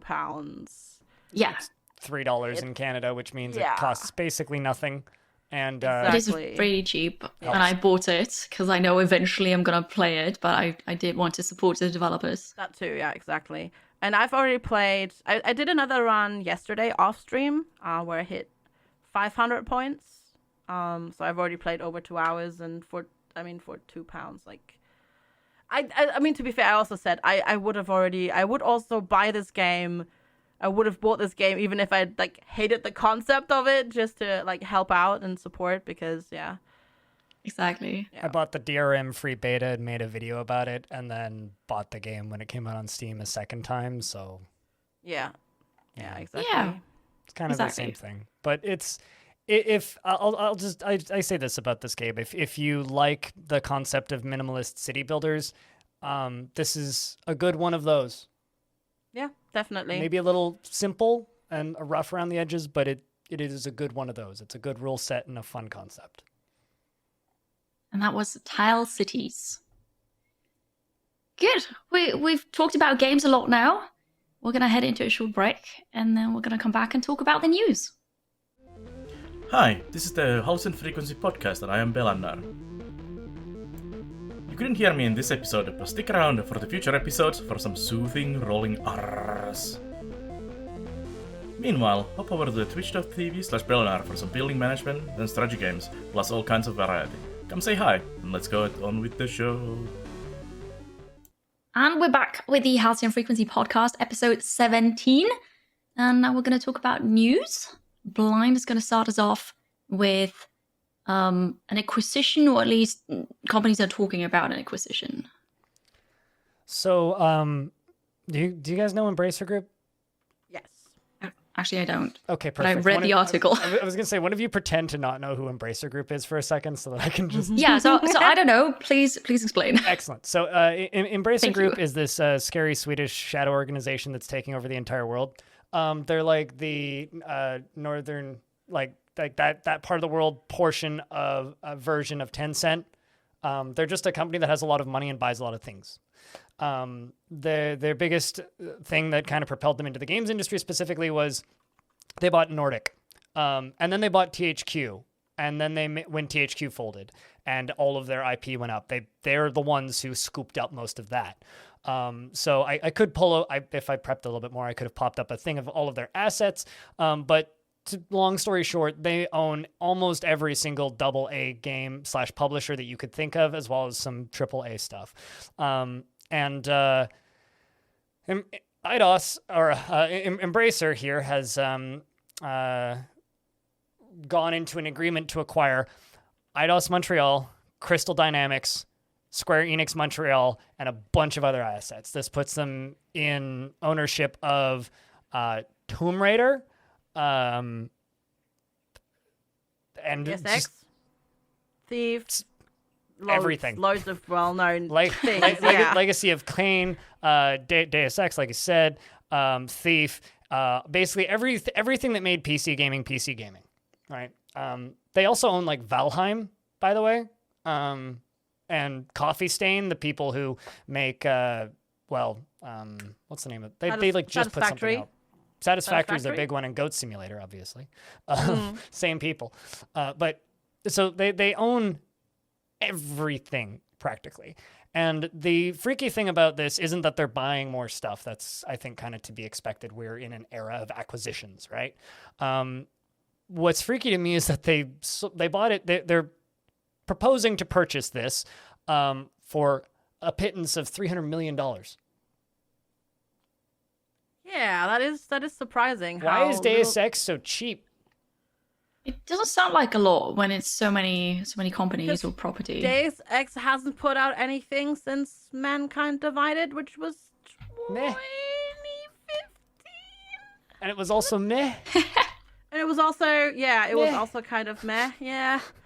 Yeah, people. So I think there's kind of two ways you can go with this, right? You can go, oh my god, they own everything. But also, they do own everything, but at least they've been making things with the things that they own, right? Like, they're as creepy as these big shadow organizations taking over everything goes, Embracer Group is actually making products along that from the stuff that they've purchased. They're not just letting those IPs sit. Yeah, and they're kind of like Microsoft, I guess, are the other big ones at the moment. They're kind of still letting those. It's not like they're buying these IPs to sunset them or mothball them or anything like that. The studios that work on these IPs, they do largely stuff with stay them. the same.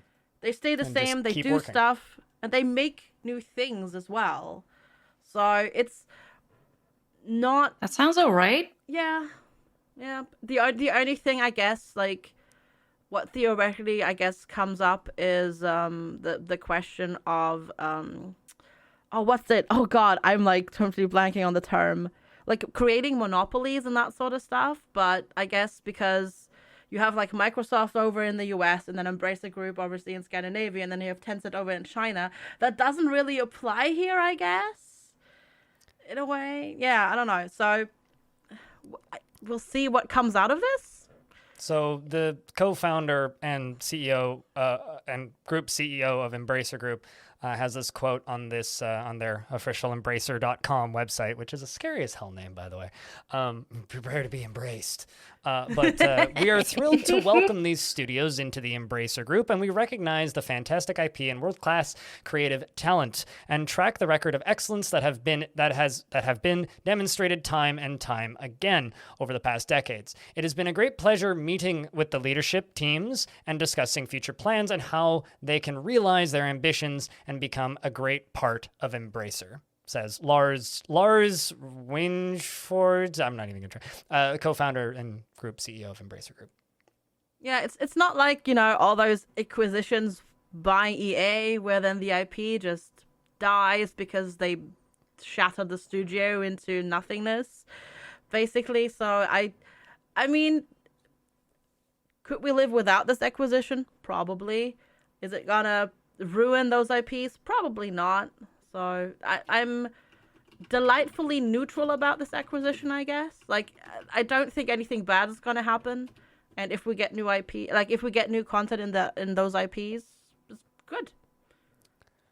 And there's also the thing worth noting that so the Japanese gaming company, I'm reading off of an article on The Guardian right now where it says, the Japanese gaming company behind Final Fantasy is selling off 3 studios, including the rights to hit franchises, including Tomb Raider, in a $300 million deal. And the Tokyo-based Square Enix has sold the U.S. headquarters of Crystal Dynamics, Canada-based Eidos Montreal, and Square Enix Montreal to the NASDAQ-listed Swedish gaming Embracer Group. And they intend to take that money and put it into blockchain technology for their existing and future projects. So there's part of me here as well kind of thinking that Square Enix is making some, is it fair to say questionable decisions? Yeah. Just like from a business perspective, I wouldn't want to be working in a studio right now in games that's going, hey guys, metaverse. Yeah, especially selling off. It's might really make a weird lot of money in the next year or two, or the first release bit, but I don't see those games that are pay to earn having any kind of longevity. Yeah, but no NFT game has actually had any success with NFTs at all. Like everybody's just like, all right, let's do this, yay! And then they're like, oh crap, and then they just stop. There's a few niche cases of games that have sold a lot of money worth of NFTs, like Will Wright's game and a few other, but like that have Pierre Molyneux's game as well. But those games are essentially just like cash farms. Yeah. So yeah, I don't know. if So you could even call them games. Yeah, I mean, they don't even exist yet, really. No, they do. In certain cases, they don't. They do. I know somebody who plays one of them, and he's made like he was saying that he was making like €5 a day or something off of this game that he bought into for like $300 early or something. But like, okay, interesting. It's still kind of a shrug. Yeah. Even those ones that are succeeding are only succeeding because people think they can make money on them.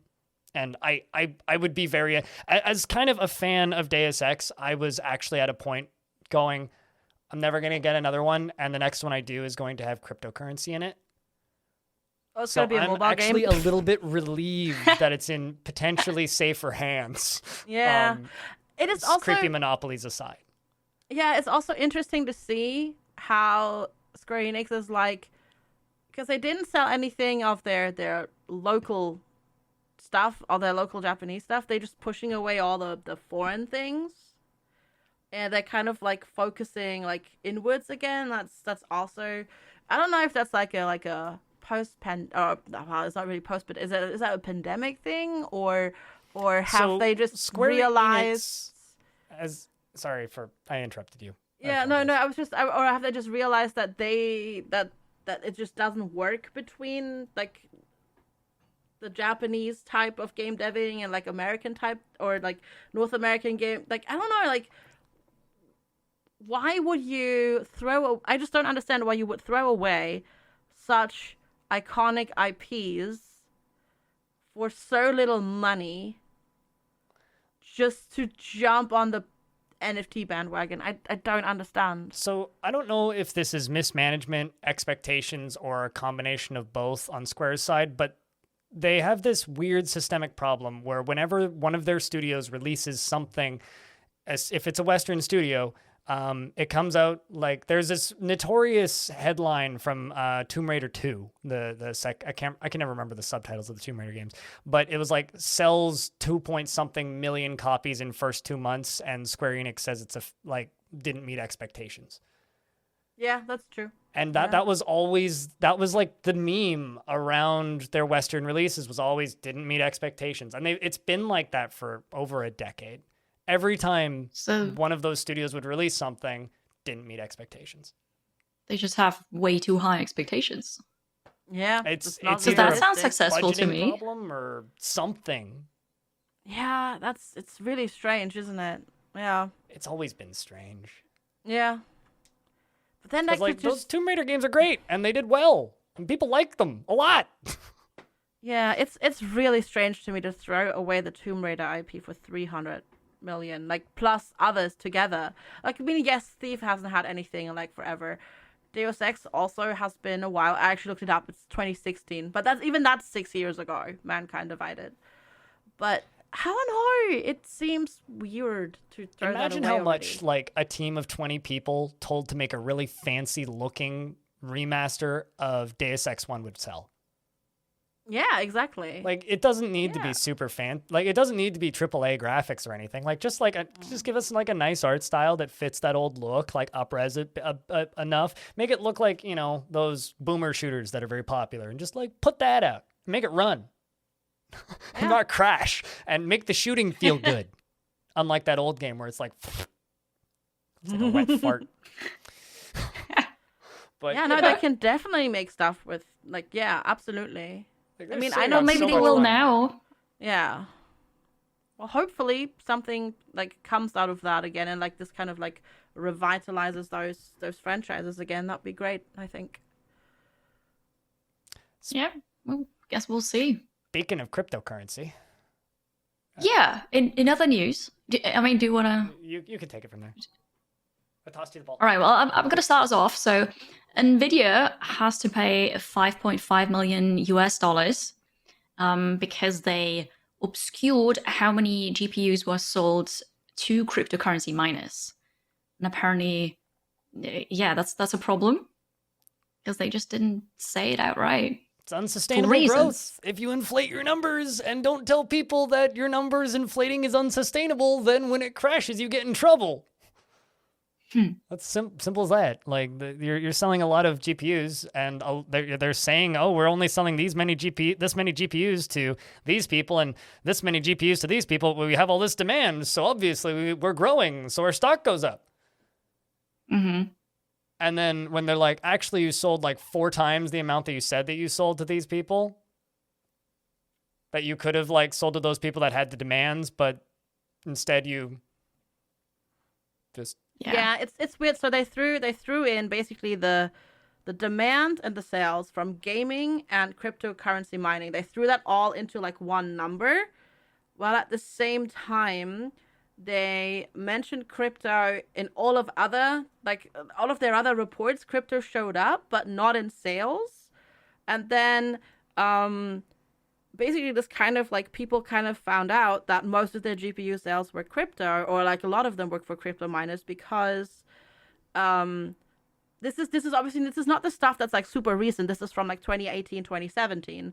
So this is like, several years ago, when crypto crashed in 2018, and Nvidia suddenly, as a result of that, they had to they lowered their expected earnings for that quarter by $500 million, which is a lot. It's more than Tomb Raider. Yeah, exactly. Yeah. Yeah, exactly. That gets you almost 2 Tomb Raiders, Thieves, and Deus Exes. It's like 1.5 Lara Croft. So basically, they were clearly very heavily involved in that market without telling people that that their demand was up because of crypto mining so much. So the shareholders basically filed a lawsuit saying, you said this was because gaming is taking off, but it's crypto, which is like not reliable and kind of, unstable and can theoretically crash kind of at any moment. So you're not being truthful here. And yeah, now that lawsuit has been settled, and they have to pay that fine. Mm-hmm. Doesn't feel like a very big fine. No, it doesn't. No, it doesn't. Like, as somebody who buys a graphics card maybe every 3-4 years, maybe. It's been a while. Last time I bought a graphics card was 2017. So I buy a graphics card normally every 3-4 years. I haven't been able to buy one because prices started going up back then. Mm-hmm. And we live in a world where I will buy a graphics card and then covet it for 4 years and then buy an upgrade when I can afford it, right when the next ones are coming out. And then there's these idiots on the internet who have 700 in a room running 24/7, and they throw them all in a dumpster when the new round comes out. And that, I don't. Yep. It's cool technology, but stop it, people, please. Let me have a graphics for card. The rest of us. Ah! Yes. Yeah. We need them to. I need them to work. I don't know. I'm still on a 1080 Ti, and 1070. Not even the Ti version. Yeah, it works. It's still a showing its age. powerhouse. It's still a powerhouse, but with the new games, especially like indie games are fine, whatever. Like most of them, like there's no problem. But like with the AAA games, it's starting to get there. Definitely. And I have like this thing where I now have to like, I don't know if it's the graphics card or my monitor, but like I have to play with VSync on, otherwise I just get such super terrible screen tearing. It's just, and yeah, I don't know. I want an upgrade. I don't need it, but I want it. Well, we all need upgrades, and YouTube needs to up their numbers if they want to be relevant. Yeah, talking about that. So it's May now, which means the first quarter of 2022 is already over. Where has the time gone? Ooh. Feels like we're past that already. Like, right. yeah, is but yeah, anyways, the first quarter of the year is already over. Like even more actually, because the first quarter is just January, February, March. So we're almost into the second quarter. But the reports for the first quarter now are coming out. And this is by Stream Hatchet and Stream Labs. But unfortunately, they are like... They have the numbers. Yeah, they have the numbers and they do the research, and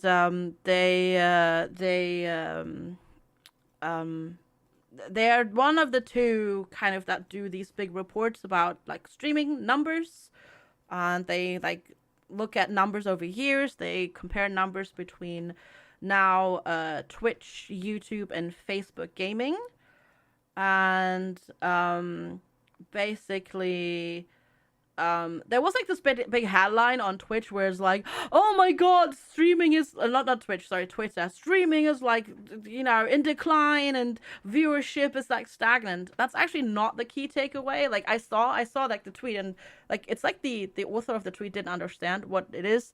It is that numbers have not declined, growth has shrunk a little bit, which means there's less new viewers coming in. Which makes sense. People are going outside again. Exactly. Absolutely. But it's not that the numbers have declined like any way significantly. Takeaway things are people in the first quarter of 2022 still watch as much Twitch as the people in last quarter of 2021. The total hours watched across all platforms compared to the year before in that quarter went down by 8%, but that's because we can now go outside again. And it's, you know, it's safer to go outside and do other things, and people are like resuming their hobbies a little bit more, and makes sense that, and people have to go into the office, like just the amount of people, like you probably noticed that in your communities as well, but there's just the sheer amount of people who are now not there every day of the week anymore because they're maybe on like a split working from home model, like 3 days in the office, 2 at home or whatever. Like I've noticed that, so obviously that would globally that would be reflected on this, of course. So but it's still, you know, streaming is still there. It's people are watching. I mean, 8 billion hours watched is a lot of content in 3 months. Like, that's a lot. Just for the total hours watched for Q1, Twitch, 6.13 billion, YouTube gaming, 1.13 billion, Facebook gaming, 803 million, assuming we trust Facebook's numbers, which they lie about. Fudge. Yeah, exactly. So basically, takeaway is Twitch is king. 76%, the bad percent, but still a good percent. Yeah, 76 is total hours watched. That comes a little bit because total hours streamed on Twitch is also 91.5%. So there are just a lot more people making content on the platform, which means there's a lot more people watching content on the platform. But 76% Obviously. is still like freaking significant. Twitch actually also had growth compared to like last quarter of 2021 in 2022, so that's also significant, whereas year over year for all of the other platforms, hours streamed and hours watched have significantly declined. Like even on like YouTube, compared to like when it was in its like, you know, heyday, numbers are going down. So you know. And remember, they also recently brought on people like Tim the Tatman, who's moved over. Right? Yeah, It's exactly. Like, there's this circle of friends that are very big in the streaming space that every 3 years they all get paid to go to a different platform. They all make a ruckus on Twitter because they all have hundreds of thousands, if not millions of followers on Twitter. They go to that platform. Everybody screams the old platform they just left is dead. Their followers follow them. Some of them do. The rest of them stay on Twitch. And then 3 years later, they come back. Yep, exactly. And like the cycle just repeats itself. Like, we're talking about monopolies here. Twitch is the current monopoly in streaming. Absolutely. And, like, I'm looking at the total hours streamed in Q1, and YouTube has 3.5%, Facebook has 5%, and Twitch is 91.5%, as you said, right? And... I was talking to a friend of mine, Tekud, he's a Dwarf Fortress YouTuber and streamer, right? He started off on YouTube primarily streaming and making videos on YouTube, but he's moved his stream to Twitch. And I asked him, I was like, what is the main advantage of Twitch versus YouTube just as a content creator? And he says, Twitch is one URL. If you want to tell someone to come see you live, you give them the Twitch URL. For YouTube, you could give them your channel URL, but that won't take them to the live stream. That'll take them to your channel. You have to wait until your live stream is live, and then you get a unique link, which you can then send to a person, and then they can come watch you. Yep. I didn't know that. He says that's the reason it kills it, because with Twitch, you can have people waiting there. Yep. For you to start. Yeah. With YouTube, if they are just waiting there on your channel idling, YouTube stream's not going to pop up. Chat's not going to just automatically pop up there. They have to click on a video in their subscriptions to get to the stream. Yeah, but you can't theoretically on YouTube schedule a live stream and then... Yeah, but who takes part in those mechanics? Or in those functions? That's a fraction of your audience. That's going to Yeah, the problem is then if you schedule your live stream, you then have to spend a significant amount of time to promote that particular URL on all of your platforms instead of typing like twitch.tv/FGsquared done. So exactly. And you don't have the people like we do that are there 10 minutes before you start because they know, okay, in 10 minutes they're live on this URL. Exactly, yeah. I mean, if you have a large subscriber base on YouTube, and as somebody who's growing pretty rapidly on YouTube right now, I can say that, like, yeah, there are people that wait for the thing, but it's much more difficult just from a usability perspective to get people into the live stream. Yeah, and that absolutely seems to be the biggest problem. The biggest issue that I see with Facebook is it's Facebook. Yeah. Yeah. Yeah. That's it. What Yeah. Facebook really needs to do is they need to call it metagaming or something and put it into the Instagram app and make it all about like in-person real life streaming and just merge their Instagram stuff with their Facebook gaming stuff. That's what they really need to do. Or call it Instagram gaming or something, and then people would be into it. But I don't know. Yeah, but like if you look at everything else, like yes, everybody has seen a decline compared to quarter 21, but it's just like 25% or 26% of channels that streamed on YouTube a year ago have stopped.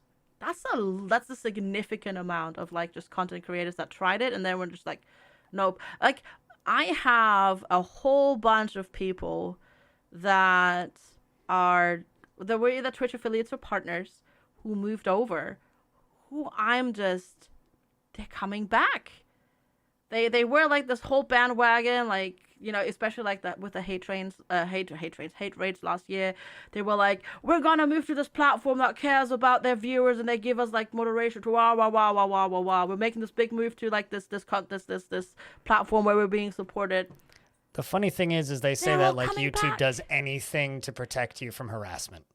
Yeah, exactly. They don't. They don't. As somebody who's been getting harassment, it's there. You can't really escape. If you don't want to be the center of attention and have people yell at you, you're in the wrong industry. How I feel. A little bit. At least the thing is, you need to equip yourself. Obviously, in an ideal world, it wouldn't happen, but we don't live in an ideal world. So you need to equip yourself with tools that help you handle that sort of stuff. Exactly. Yeah. Like singing along with cute sounds. This is just a neat little thing that I found, and I threw that into this thing. So, Timberborn. I want to say I've talked about this game on this here as well because I played it, and so Timberborn. Sure. Just as a quick, what the heck is Timberborn TLDR? Timberborn is a city builder. That the devs call Beaverpunk because it's beavers, it's post-apocalyptic, humans are gone, there's only beavers, there's only wood, and it has a really neat like drought mechanic with water management and all that sort of stuff. That means something very different. Yeah, anyways, but yeah, also beavers and wood, and there goes the rating of the episode. This is now an explicit podcast. I already have one curse word I need to censor.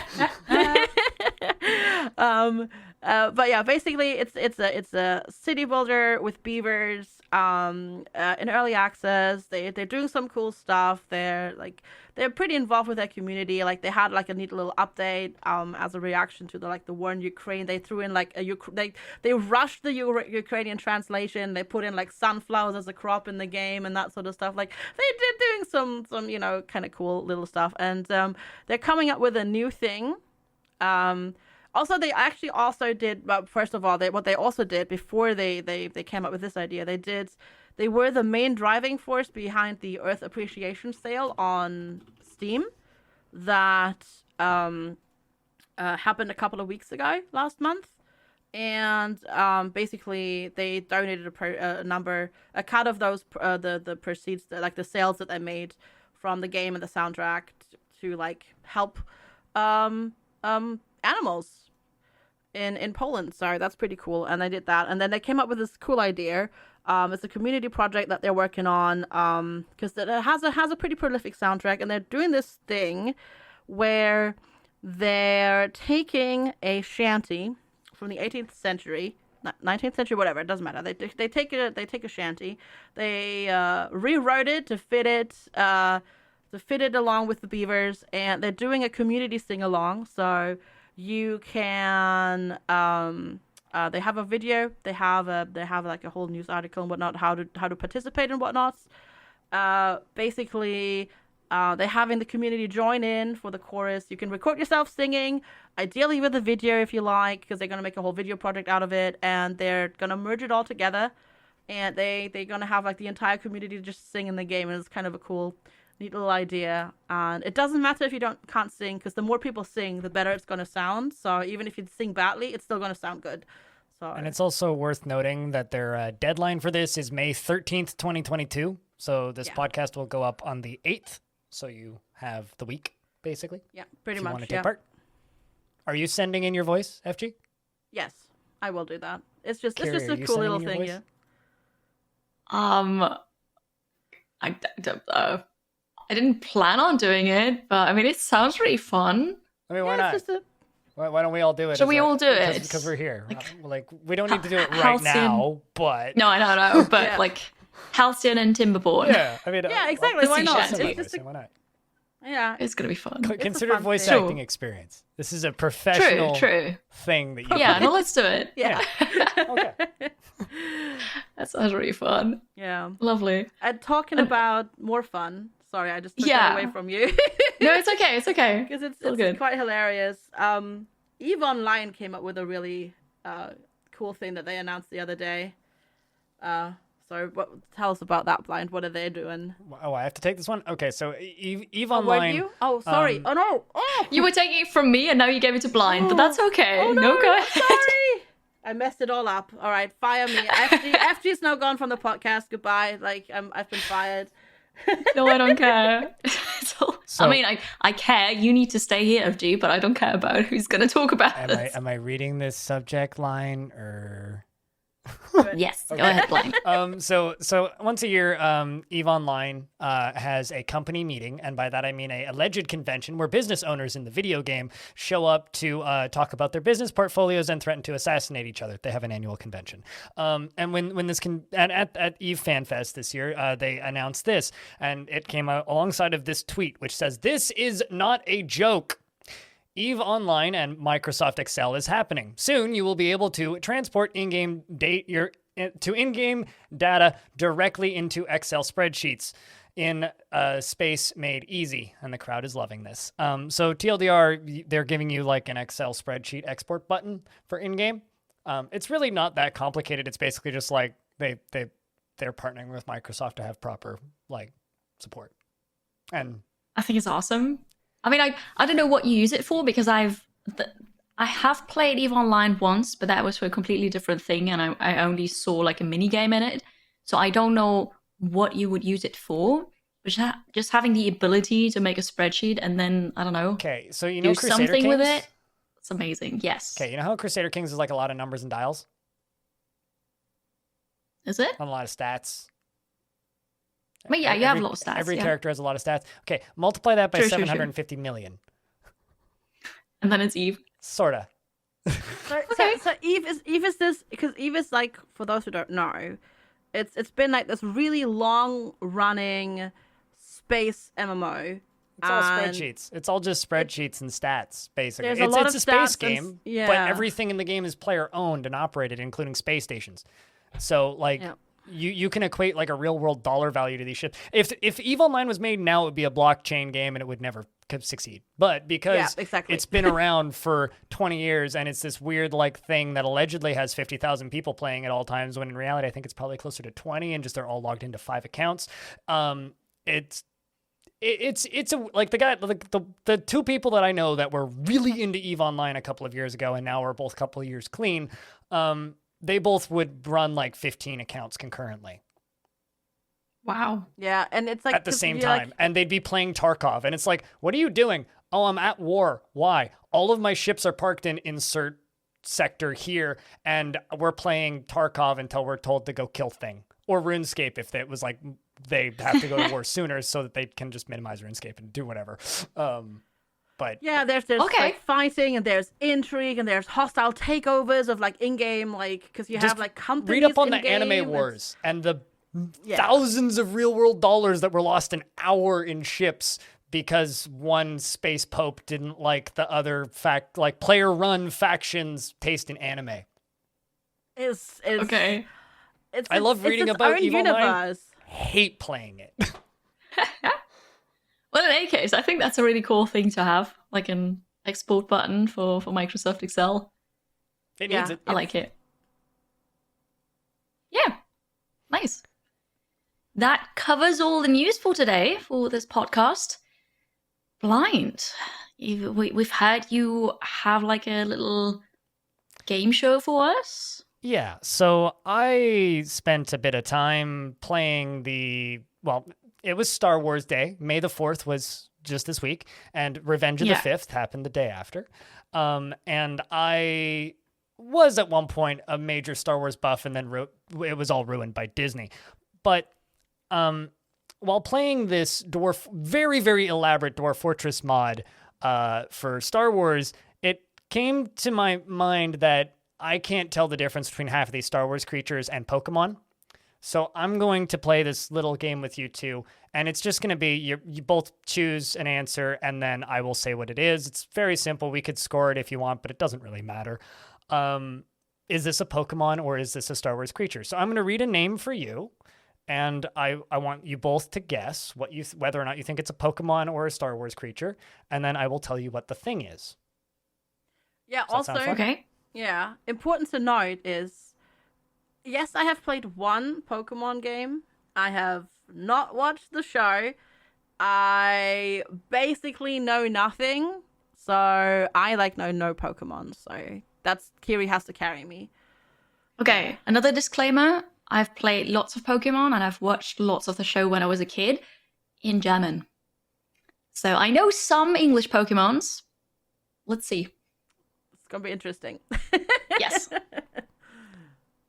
So the first one I have here is called Bordock. Star Wars. That could be an English Pokemon. It could be, but that feels Star Wars. And you know how I feel it feels Star Wars? Because I think it's spelled BORDOC without a K, and that's very Star Warsy, and that's my reasoning why I say Star Wars. That is good reasoning. Blind, what is it? So are you split, or are you both on Pokemon side, or Star Wars side rather? We're split. Okay. I stick with Pokemon. Okay. So Bordock, spelled BORDOK. Is a herbivorous equine animal native to the forest moon of Endor. Well, I was right. Well, my there you reasoning was incorrect. But the reasoning was not good, but I thought it was. The reasoning wasn't good, but you were correct. It is a Star Wars creature. Very nice.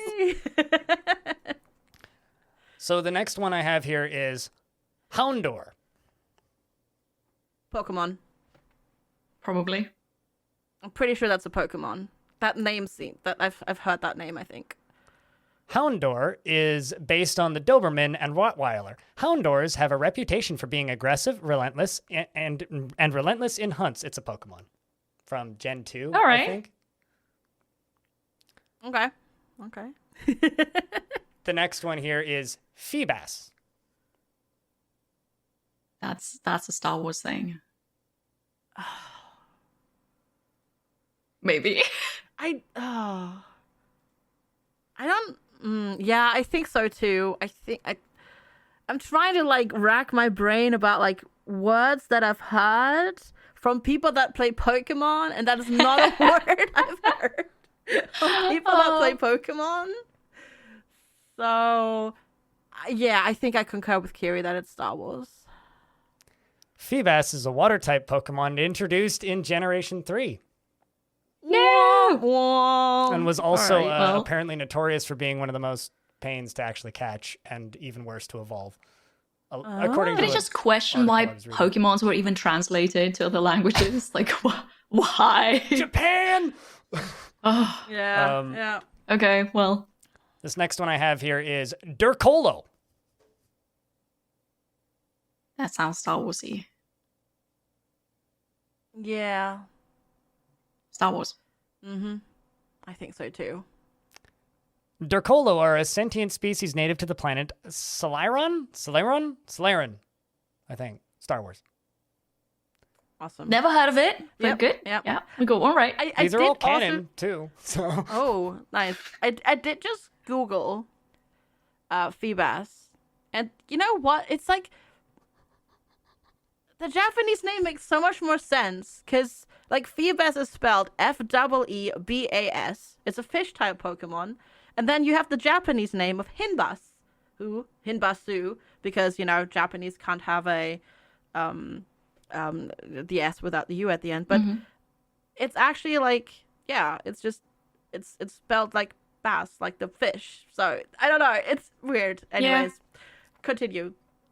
this next one I have here is Blurg. Blurg. Blurg. Star Wars. I'm trying to think. If this were a Pokemon, what type would it be? Ooh, that's a good Vomit. question. It'd be a poison type. It's a Yeah. No, I think it's a Star Wars thing. It's too random a full Pokemon name.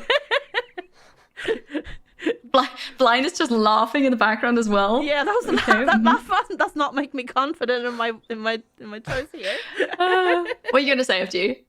No, I was just gonna say like I'm thinking Star Wars too, but the way that Blind laughs at your reasoning. Maybe he just made it up. Maybe it's none of it. Oh, maybe. Oh, that was a Maybe he's just tricking curveball. us. Mhm. Ooh, maybe. I'll go with Star Wars. FG, do you have your decision?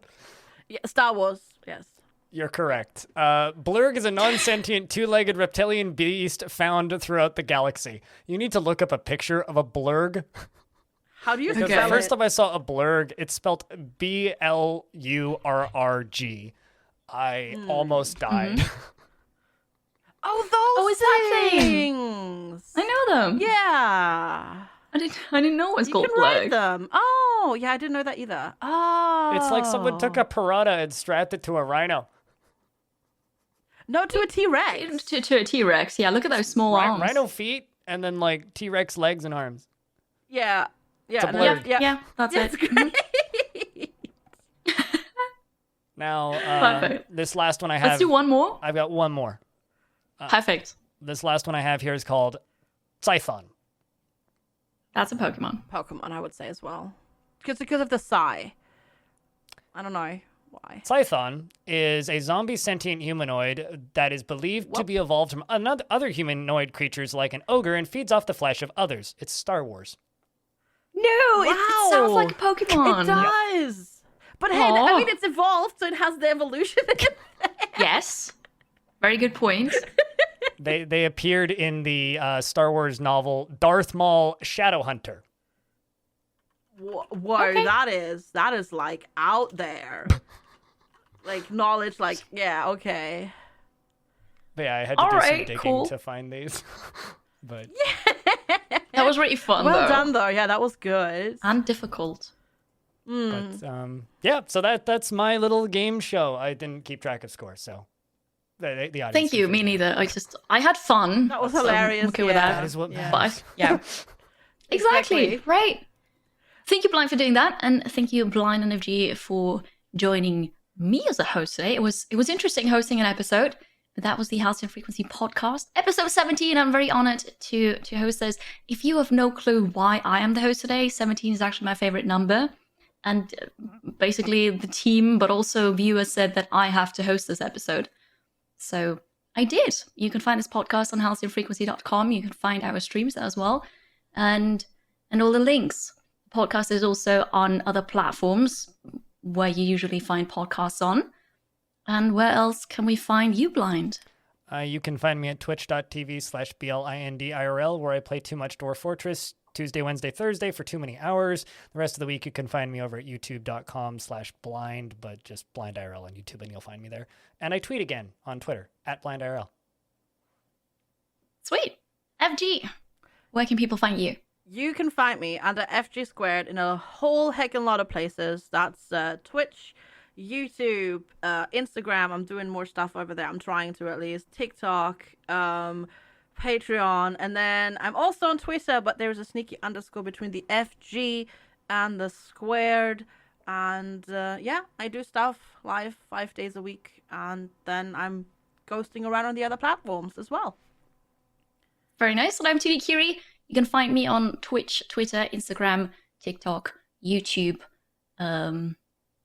Exactly, that's it.